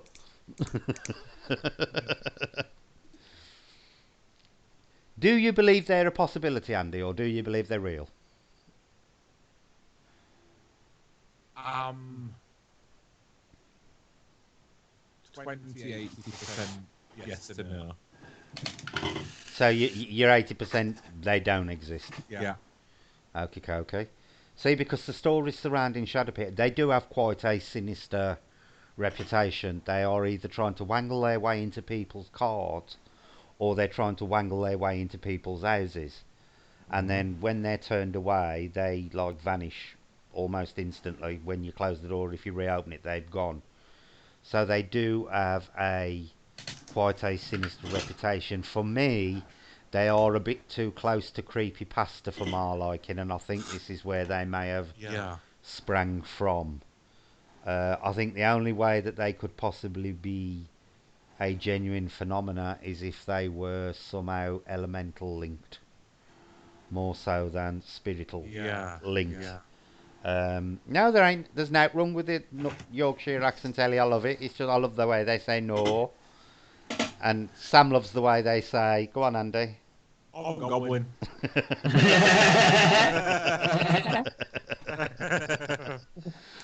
But for me, I think they're more of a creepypasta thing that is actually creeping its way into paranormal mainstream belief, and I do think this is where we've got to be careful, particularly with a lot of the darker stuff concerning the paranormal. Creepypasta is extremely popular nowadays. All the, almost like urban legends type thing, and they are finding their way into mainstream paranormal belief, as in things like Goatman and Mothman and stuff like that. I do believe that they tend to border on creepypasta, but a lot of this creepypasta by its very nature is very dark, and I think this is where maybe the dark-eyed children have come from. What's your opinion on them, Sam? Well, I've seen a lot of documentaries where people have seen them and exactly that. Getting into people's cars, coming up to people's doors, and asking for things and stuff like that. Seeing them in the woods with no other people around, no adults about and stuff like that. And the theory is possibly that they're from an alien race. You know? Yeah. I'm not a full believer in the alien thing. do know that there's unidentified flying objects, but that's exactly what they are. Yeah. They're not identified because they weren't identified. You know, but yeah, it's a strange one. Okay, coke. Okay, we'll touch on one more subject and then we'll open the floor to anybody who's got any questions or blah blah blah, or any dark subjects or any other general paranormal subjects they want to discuss. We'll happily do it. The last section I'm going to cover is cryptids, as in currently unidentified animals. Now, there is a famous case of one up in Farnborough on the UK version of Skinwalker Ranch, and they have also appeared at Skinwalker Ranch itself, plus many other places. They are extremely prevalent in America, but we do have a famous cryptid case over here, like I say, in Farnborough, which is actually described as hyena looking, but the size of a small pony. I'll bring in skinwalkers into the cryptids as well, because they are a very similar thing, and those tend to be quite tall beings that have the ability to appear as half human, half animal, or animalistic in some way or form. Now, these a lot of the time do have they have quite a darker nature associated with them, particularly with skinwalkers. They are often associated as being quite evil and having very vindictive purposes towards people. What is your opinion on cryptids and skinwalkers, Sam, in terms of whether they are whether you believe in them, and whether you think they are dark, light, or possibly a mixture of both? It's not something I looked into much. Mm-hmm. I'm not 100% sure if I do believe in them either. So you don't think there's anything out there that's appearing that's unidentified that could be of a paranormal? No, Nicky New says it's Dr. Sarah. That's her. That's right, yeah. I couldn't remember what her bloody name was. That's her, Dr. Sarah. Sarah Wiseman, yeah. Wiseman. Sarah Wiseman. Dr. Sarah Wiseman, yeah. Yeah, she's been pretty good to me the last couple of weeks, actually, yeah. Cool. We'll have a chat about that once we come off here. Yeah. So you don't really believe that cryptids are a thing, Sam?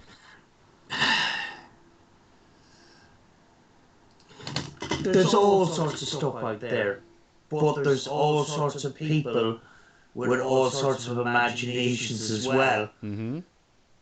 I'm not going to say that it's not true, but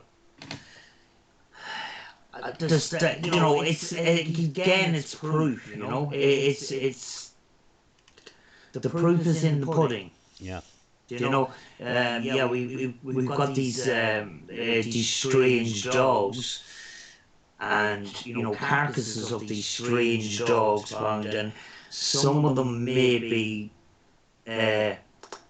and some of these strange dogs spotted around places and it could be a disease on a hyena or some other kind of dog. I don't know. Mm-hmm. I don't know. Okay. Sam, Sam, Andy, what's your opinion of cryptids, and do you think they're dark, including skinwalkers? To be honest, I think there could be something to it. There's a lot of reports all over the world of these kind of things, isn't there? Mm-hmm. And there's a vast amount of different, cryptids, if you will. Yeah. I mean, some people even club Bigfoot in with them, don't they? Yeah. Well, they are they are technically a cryptid at the moment. Yeah. Which obviously you've got the Bigfoot's not necessarily considered as a darker or evil side realm of it. Mm-hmm. But then you've got like chupacabras and werewolf, werewolf's part of it. Yeah. Which are, so I think that you've got a mixture of both going on. You see, one of my favourite English ones is Old Stinker from Hull, which is Hull's most notable werewolf. Right. Yeah, if you ever Google that one day and ever read up about it, it's really good. People are still spotting it today, and there's a lot of photographs out there. Well, Really good you also had Spring Heel Jack, didn't you? He was another one who could be considered a cryptid because he wasn't officially a person, was he? Andy Case put something really funny there. He put, Brett, I was nearly caught poaching rabbits one time. It appeared in the local rag as being ID'd as a black cat. Was so tempted to write in and put them straight. Actually, believe it or not, Andy, Sam on the channel has actually experienced a big cat on her doorstep.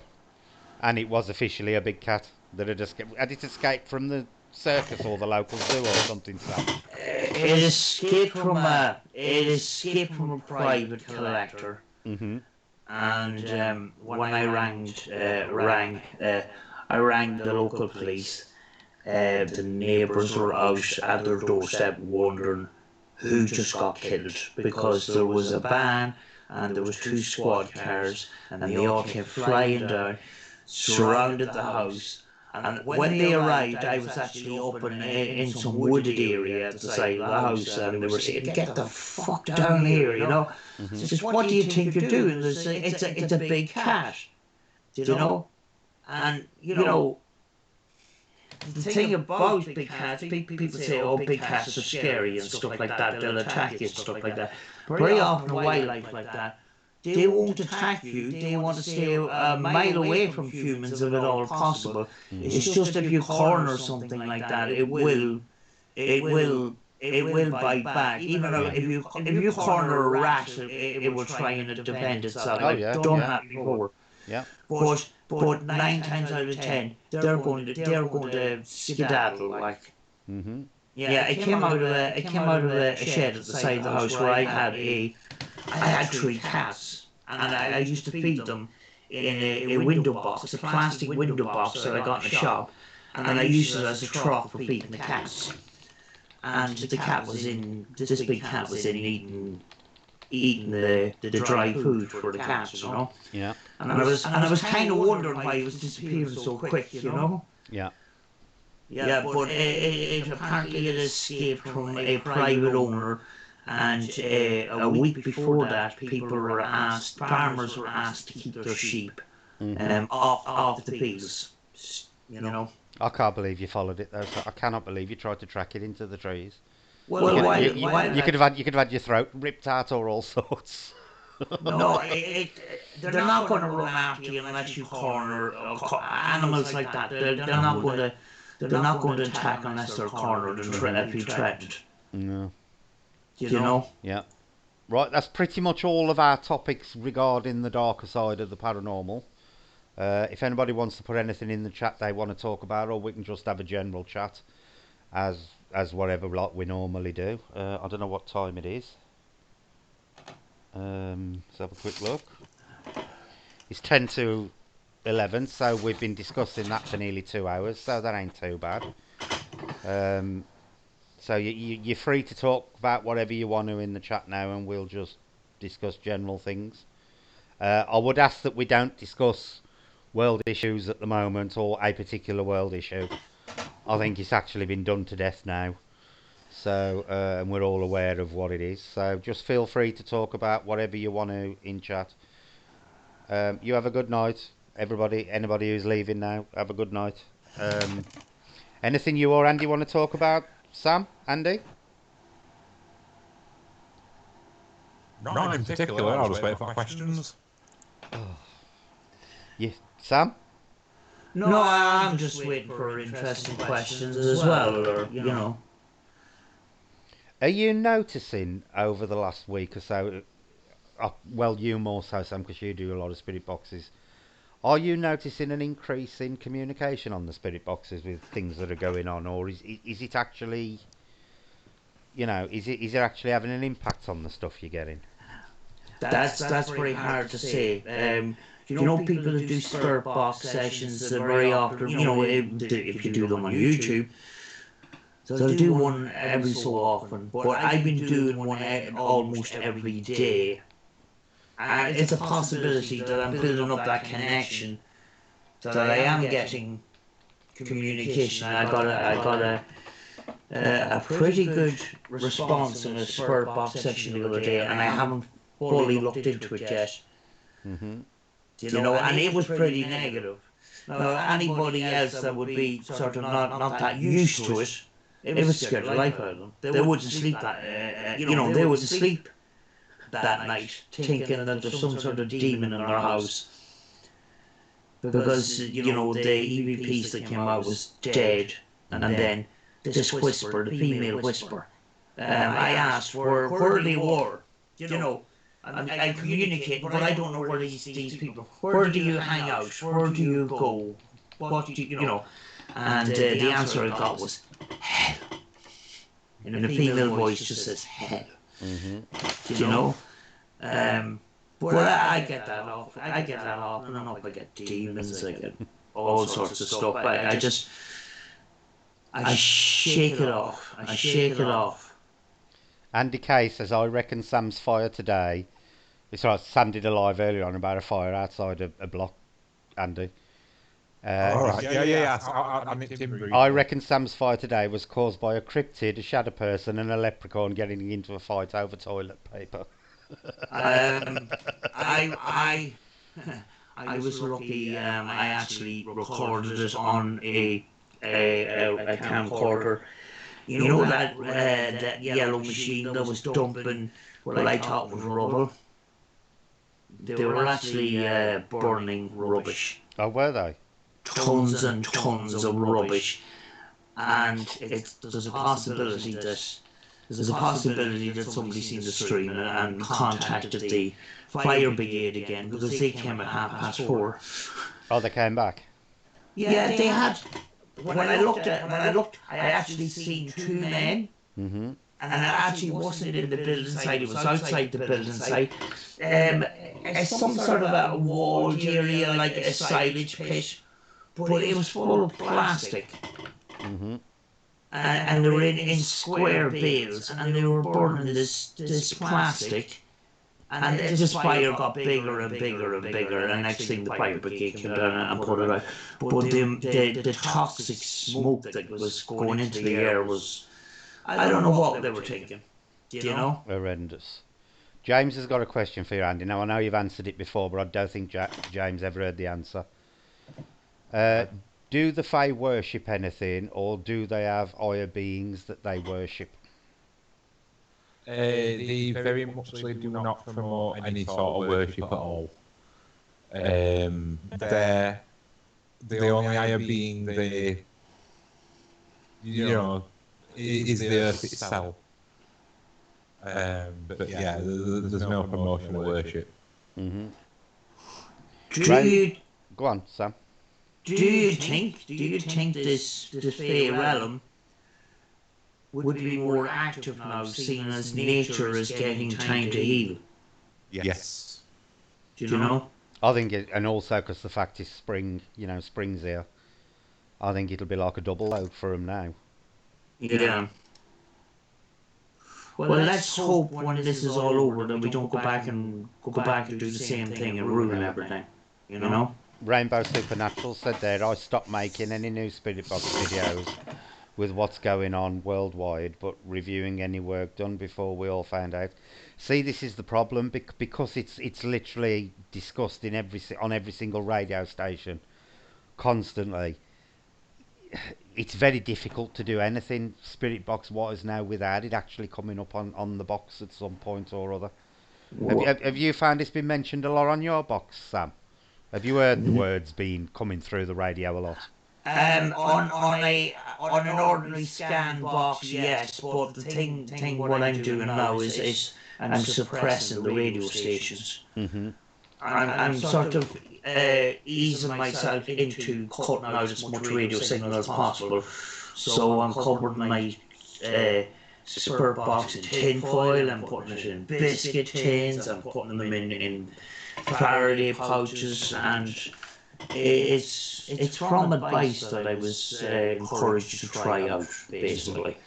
So my spirit box lately, there's not very much on it. There's not very much radio snippets. you know. But if you turn on an ordinary spirit box, the words will come up because nothing else has been discussed. Nobody knew, not very many people knew that there, what actually is another disaster in Chernobyl. Another forest fire broke out, and it's pretty bad. All right. It's actually pretty bad. The radioactive levels in the atmosphere has increased again because of this forest fire. I only found that out from Abandoned Explorer. It was a channel I used to I watch, and he actually had gone over to Chernobyl a number of times to do videos and stuff. Yeah. So unfortunately, there's a fire at Chernobyl. Oh God. Here's a question. Here's a question for you off Jace, Andy. Oh, okay. Could you say they worship nature? Oh, when he was most upset, you know, he wanted to be dressed up as a what's it in your video today? He says, I could have dressed up as one of them. He was most put out. But that is that's his question. Could you say they worship nature?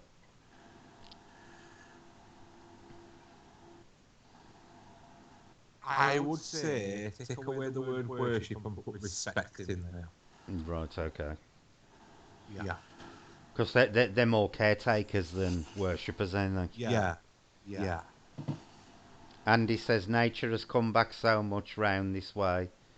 They're laying off the boss. We all got to go natural in future and swing through the trees to get where we're going. Wouldn't be a bad thing, actually. Cut down on the pollution a bit. Rainbow says, nah, not so much worship, but understand the laws of nature, of the universe, yeah. Tracy B, I had a robin sat in my bay tree this afternoon, singing away for 2 hours. It was amazing, just sitting there listening to him. I bet it was Tracy. Try and learn a flute if you can. Sit there and play a little flute or panpipe. They appreciate it. Even if you're crap, they appreciate it. Yep. Tracy says she left him some mealworms. You're gonna make him fat, Tracy. Mind you, that I've noticed we've had a lot of pigeons having sex in the street the last few days. Andy, them driving me mad because they ain't even doing it on they're doing it on the pavement right outside my window, and you know all that cooing noises they're making when they're trying to turn each other on. It's been a right row outside here the last few days with bloody pigeon sex. Yeah, I actually drove through Derry City, which has a big, massive flock of pigeons, and they were standing in the road, and there was no way that they wanted to move. Do you know? Yeah, I think it's because there's less people about now. They used to go and sit up on the gutterings and mate with one another. I think because there's less people walking around now, them thinking stuff it and doing it on the pavements and stuff. Yeah. Jackie says, yeah, at a time when air quality is improving, a fire in a radioactive forest. I've always been a little bit dubious about anything like going to Chernobyl because for me, I just think it's, I don't know, there was a lot of death there and I think it's just a little bit, for me, unethical to go somewhere like that to be doing, ghost hunting sessions. Yeah, well, Abandoned Explorer and Abandoned Explorer channels give us, like Exploring with Josh and Abandoned Explorer, actually got us to see what was inside a lot of these buildings. But I never seen a Paranormal Investigation, actually, you know? Oh, there's one big channel who goes there quite regular. Right. But, yeah, for me, it would be like going to Ground Zero in New York and doing one there.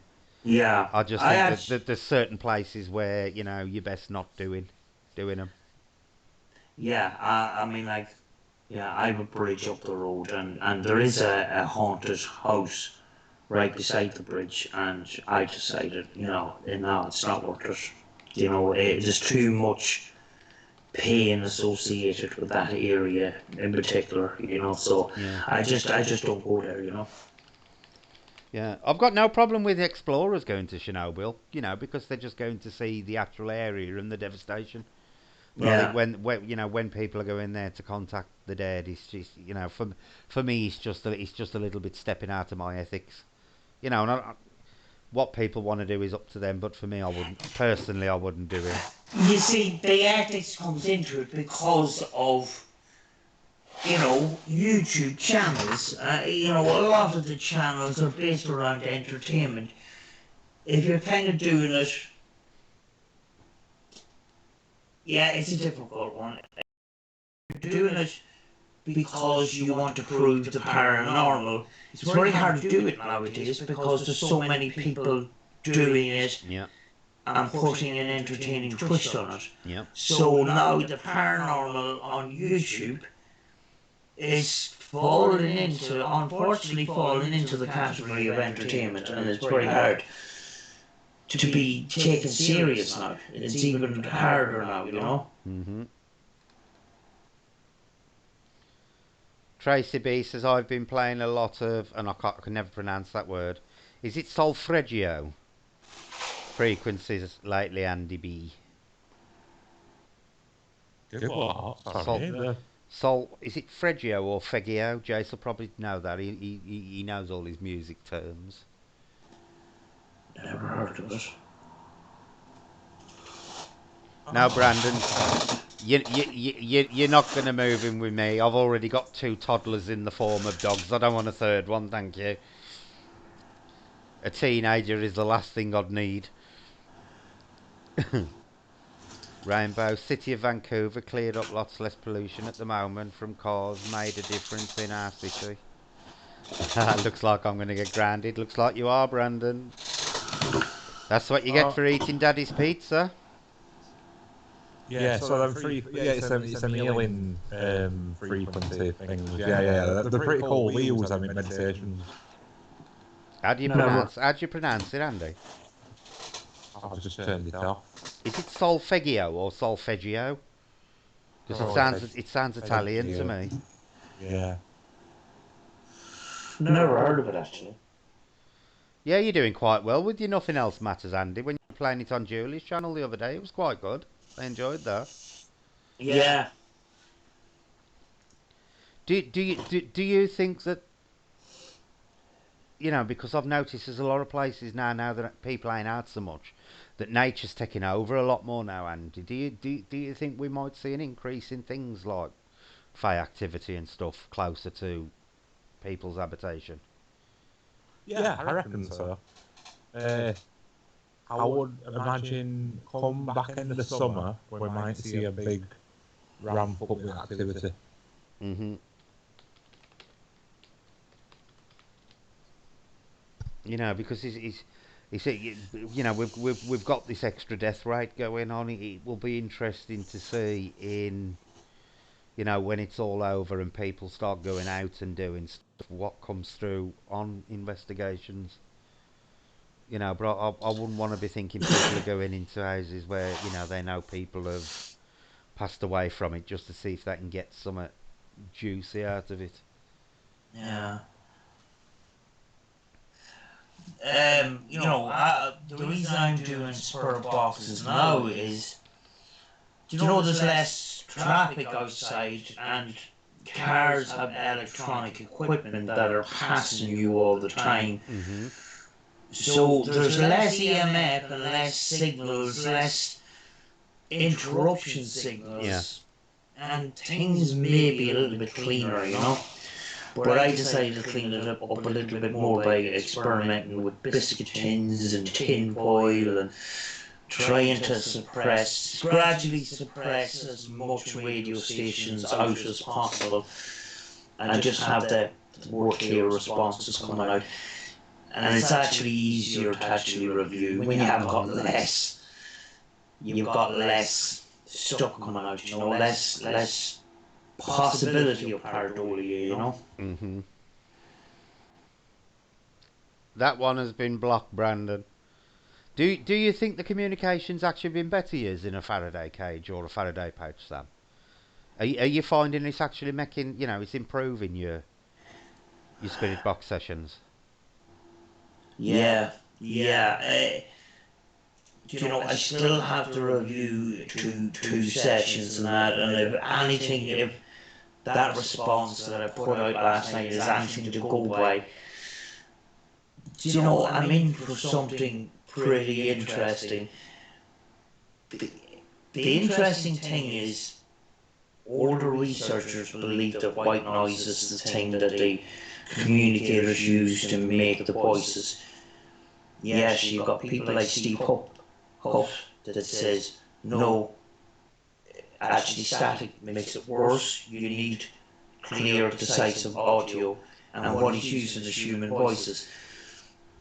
I want to try, nothing against the spirit box or anything like that. I do know, and we all know, that something is communicating with us, and we don't know what it is. But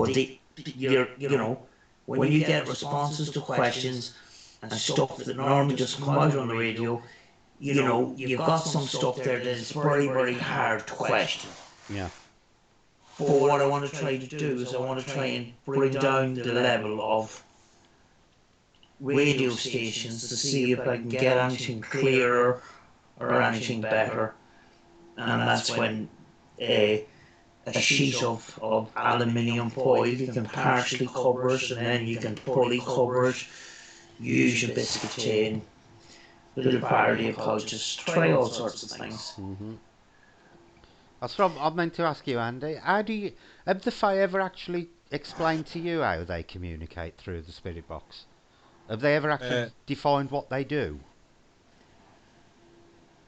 Kind of, yeah. It was more Tommy that I was talking to about it one day. Mm-hmm.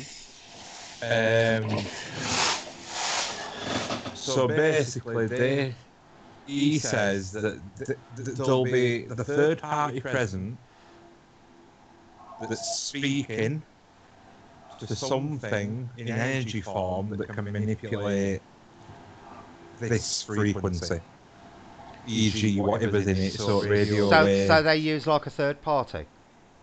Yeah. We're never really going to hear their voice unless we hear it via his own ears. Through spirit boxes and stuff, it'll always be manipulation of just words that's out there in waves. That's what they say. Did they ever actually tell you what the third party was? Because that's really, because then that that suggests that there's a third type of entity out there that we ain't really been aware of up until this point. Well, like when Sam talks about the communicators, Mm-hmm. I kind of have got a term as well, and when she says it, it always makes me think of these things. I call them the architects. Right. Which that's word I got through Spirit Box and asking about them. Mm-hmm. And then upon doing some research, I found out other people calling these things the same name. Right. And I've put it down, though, it's some sort of electrical elemental. Right. Yeah. It's rather interesting. It's a bit of private research I've been on with for a little while. So obviously they are intelligent because they've got to be to act as translators. Yeah. I wonder if it would actually be possible to contact one. Have you ever thought of trying? Directly? Yeah. Directly. Yeah. Well, that's what I'm going to lead up to if I can. Yeah, go on. No, I'm saying that's what my research Oh, right. is going to lead I thought you were going to. I thought you were going to make some big reveal then. No, not yet. Nothing to reveal just yet. But this is my assumption why we can get words and phrases that are a little bit off. Right. They'll like be similar to what you're asking, answers you're getting, or what you're looking for, but they might be a little bit different or off, and I believe that's Buto, the thing that's finding these words and throwing them out through boxes there. So you think it's like a bit of a corruption in the translation? Yes. That's interesting. So do these things actually reside in the same realm as the Fae, or are they? Or have they got their I own think little area? I believe that they're basically universal, like an elemental is. Mm-hmm. You know, that there would be in touch with any at any given time, at any point. And if you think of it sort of energy, like we all talk about energy-based beings, if it was some sort of electrically charged energy that could manipulate frequencies, e.g., anything that resides in frequency, Yeah. then they've got opportunity to manipulate visual, sound, you know, Mm-hmm. light spectrum, anything they want. So this could explain some glitches people see. You know, like there'll be cases of people like seeing shapes just manifest Mm-hmm. at one point. Like people see big triangles in the living room of them. Right. You know, weird stuff like that and Yeah. glitches. You know, the old glitching in the Matrix style Do thing. you think this is where this Matrix theory is coming from? Could be. It could be. That there is some sort of intelligence that can manipulate. Yeah. It's interesting. Mm-hmm. Sam's having a good think now at different things that can set up. No, something black went past me there, and actually one of these sticky things. I must have picked it up on my hand, and it dropped down, and it kind of scared me for a second. But At least you managed to keep seated. yeah, it stayed up a good while now. I'm sure it has, Sam. Thank you, BMM, for selling me a crappy seat. Is that where you got it from, B&M? Yes. Oh, it's an absolutely fantastic looking seat. It's kind of got that race car look to it. Yeah. But actually, the wheels are falling off. The wheels, one of the wheels is held on with insulating tape because one of the wheels keeps falling off. Oh, lovely. So I must buy myself a proper luxury seat with a steel frame at the bottom. Yeah, I want to set my computer up on a proper desk and stuff, and have it with all the lighting properly mounted and everything. So you know, it just makes it look a bit better. Yeah, this is my little. I'm in a very small space, so in front of me is the kitchen, behind me is the sitting room, and in between is the border between the two. And I have my setup. I have two screens here, and I have two laptops here on the kitchen table. Mm-hmm. You know, I may move into the storeroom, and you know.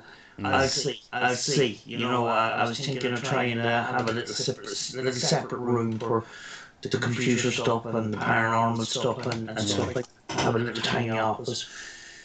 But it might not happen. I might still be stuck here in a year or two's time, you know. Mm-hmm. But yeah,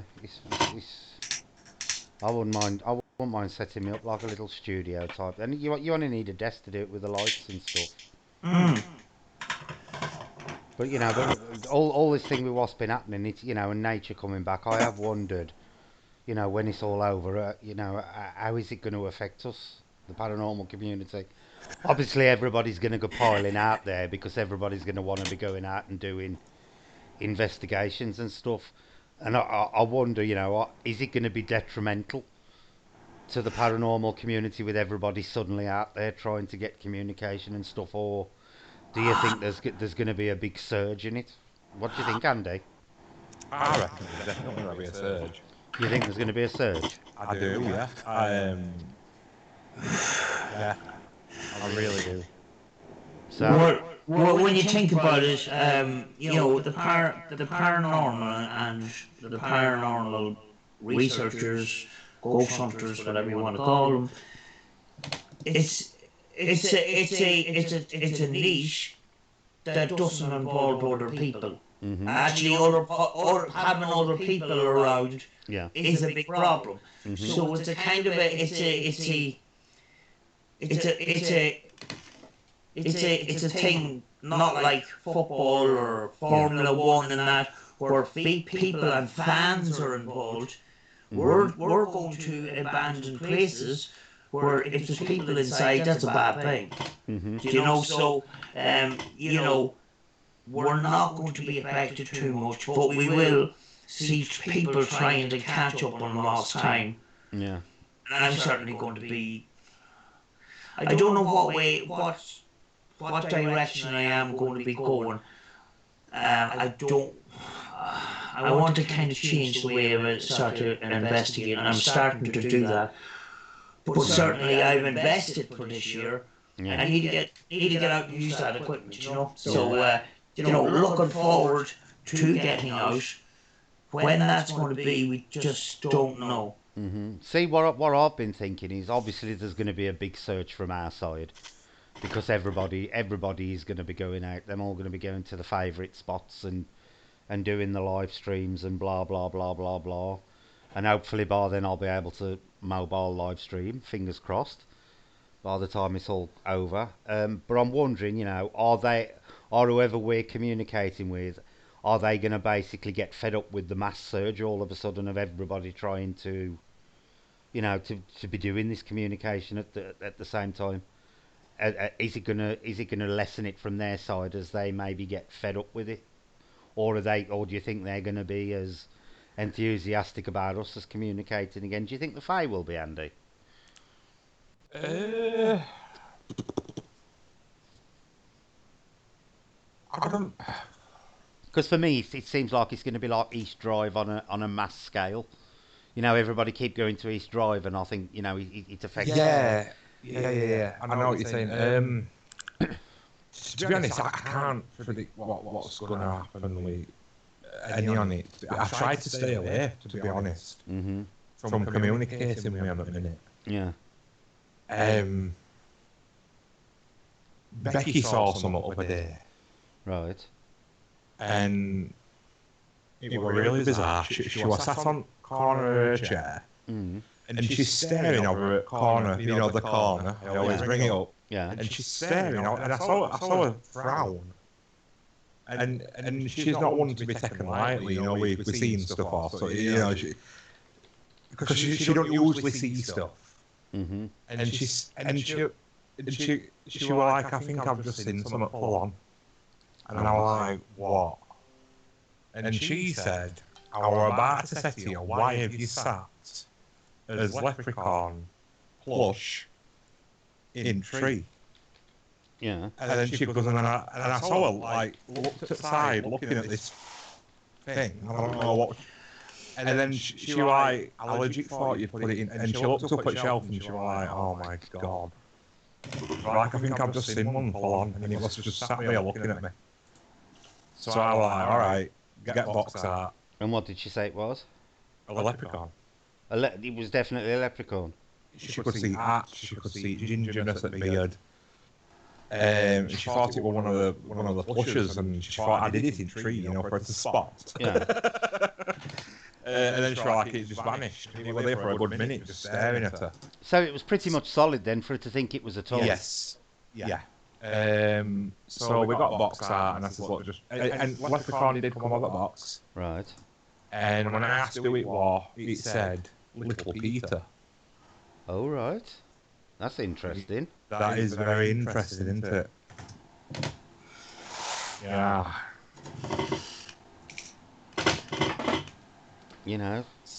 Considering what's happened lately, Yeah. and what he said he wanted to do. I didn't see no, I didn't get no, but I says he must have wanted you to see it. It wasn't meant specifically for her, because they were looking at each other in eyes, like front on. No corner eye business, this was full on. Yeah. So, but again, I don't know what it means, And I says to Becky, I says, there's no pattern to any of this. It's just so sporadic. Mm-hmm. And I don't believe it's there's no pattern. Here's a question for both of you. I'll ask Sam first, and then I'll let you have your answer, Andy. Okay. Do you believe when people go out on investigations that certain things will appear that only certain people can see? So, that they will only make themselves visible to certain people for whatever reason. Do you believe that ever happens, Sam? I believe it can happen, yeah. when you consider if you do a spirit box session and you're thinking of things to ask, and you're about to ask a question, and straight away before you've asked the question, you've already got the answer. Mm-hmm. So, is these communicators, can they read your mind? So, if they can read human mind, there's a possibility that they can read our aura, our energy, and they know not to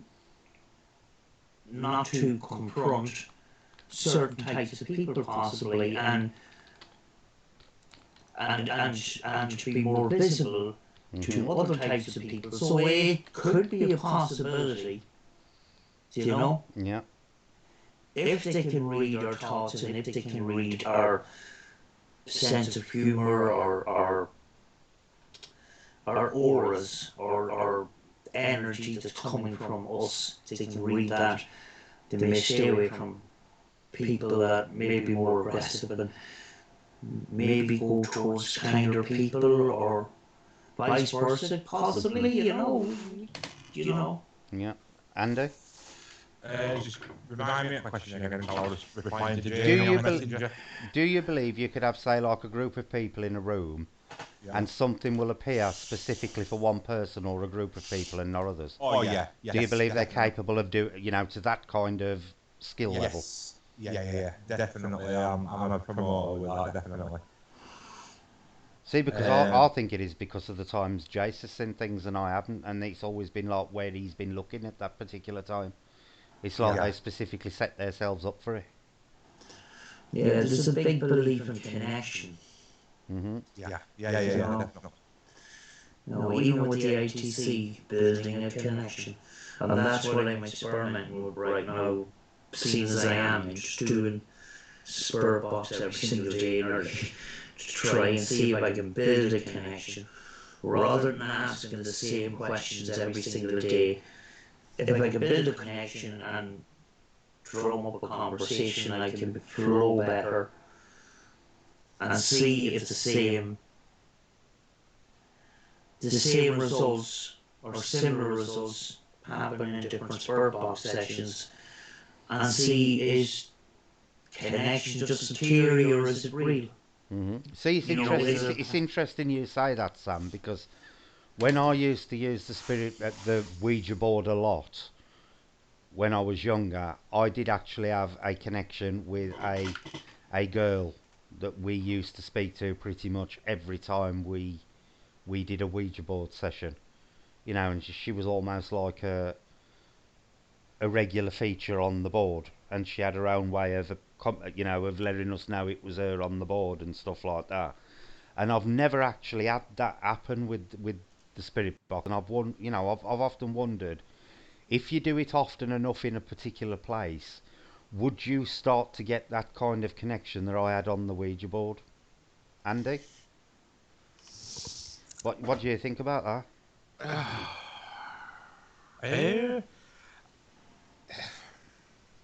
what it like portrayed as a human? Oh yeah, yeah. It was a young girl, Yeah. or always claimed it was a young girl anyway, and it was always the same. It was always the same entity we were communicating with, because they had a specific pattern they used to do on the board and stuff to let us know it was them. Yeah. Do you think you could achieve that with a spirit box if you kept doing a spirit box in a particular location, or you specifically kept asking for a certain whoever to appear? I do. Yeah. But that's always been based on what we do. Because Hmm.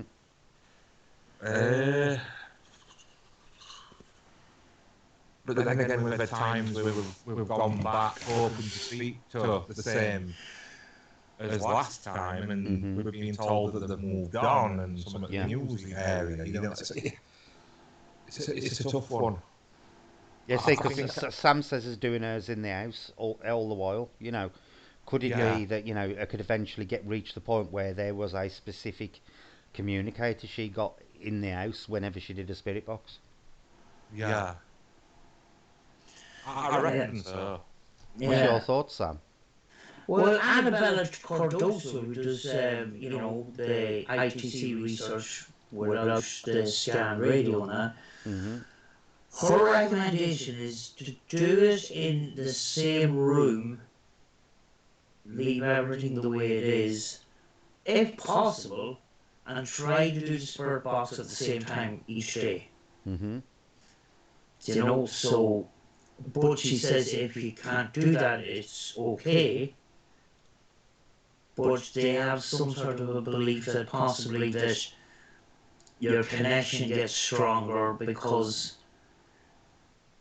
they get to know the time that you're going to come on. Just a bit like sort of coming on live at YouTube.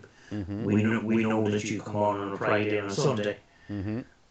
And unlike me, who comes on every month or so, right? That kind of way. Yeah. So, I'm putting on a regular spirit box. And what I said in a recent spirit box session, I'm providing this radio for you to communicate with me. So feel free to use it. And sometimes I will have. You see, I'm trying to get into the direct radio voices as well. And sometimes while I'm washing dishes or doing other things, I would turn on a shortwave radio and just leave static running in the background. They may be using at the moment scan radio. Yeah. So try to get them used to using shortwave static single band frequency. Mm-hmm. And I'm trying to edge into that sort of thing. So will they be able to transfer what they can do on a scan radio to one single frequency on a shortwave band? Mm-hmm. So that's why I'm sort of easing that into it. So every day turn on the shortwave radio for an hour or so. Yeah, Jackie's just made an interesting comment. It said, "Yeah, I think so, and maybe they will appear so you can see them with your own eyes." It is interesting to wonder, could you actually get to that point where it is such a strong connection with whatever it is you're speaking to that they do actually physically manifest, not just audio but visually as well. It's a very interesting line of thought. I wonder, if you did start to, do a very strict regime of saying, I ain't saying just do them only at that time, but you always say did a spirit box at a certain time in a certain place every day. Would the connection, because you do get them on the Ouija board where these connections develop on the board, without a doubt. And I've had them occur a couple of times over the years on Ouija boards where these connections develop. But I've never actually had it on a spirit box, but I think that's because I've never actually used the spirit box the same way I've used the Ouija board.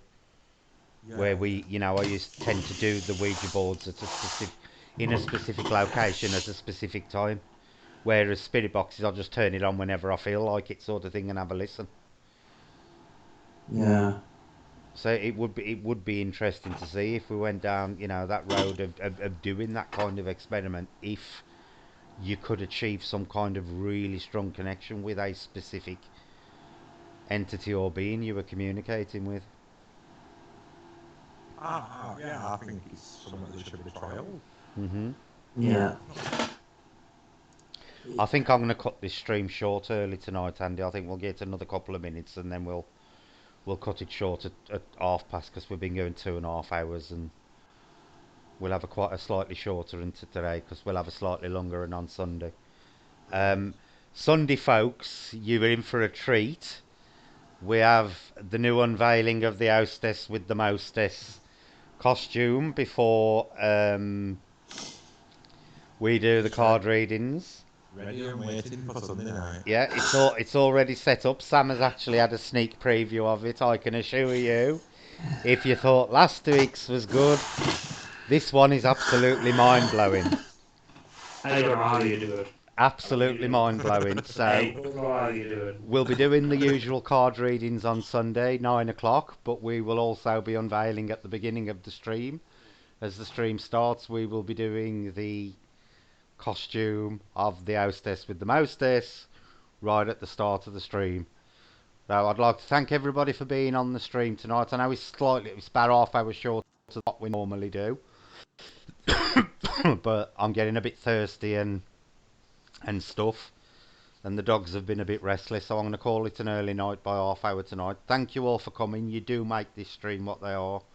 I'd like to say thank you to Andy and Sam as well because they help this channel and they do help make these streams what they are. So thank you to Andy. No worries, anytime. And you say thank you to everybody else at that point as well, Andy. Cheers, everybody. And thank you to Sam. Thank you very much, Brett. Really enjoyed coming on, and really thank you everybody that came on tonight as well. Yes, most definitely. Thank you very much. And we will see you all on Sunday. So I wish you all a good night and see you Sunday. Good night, all. Good night. Good night.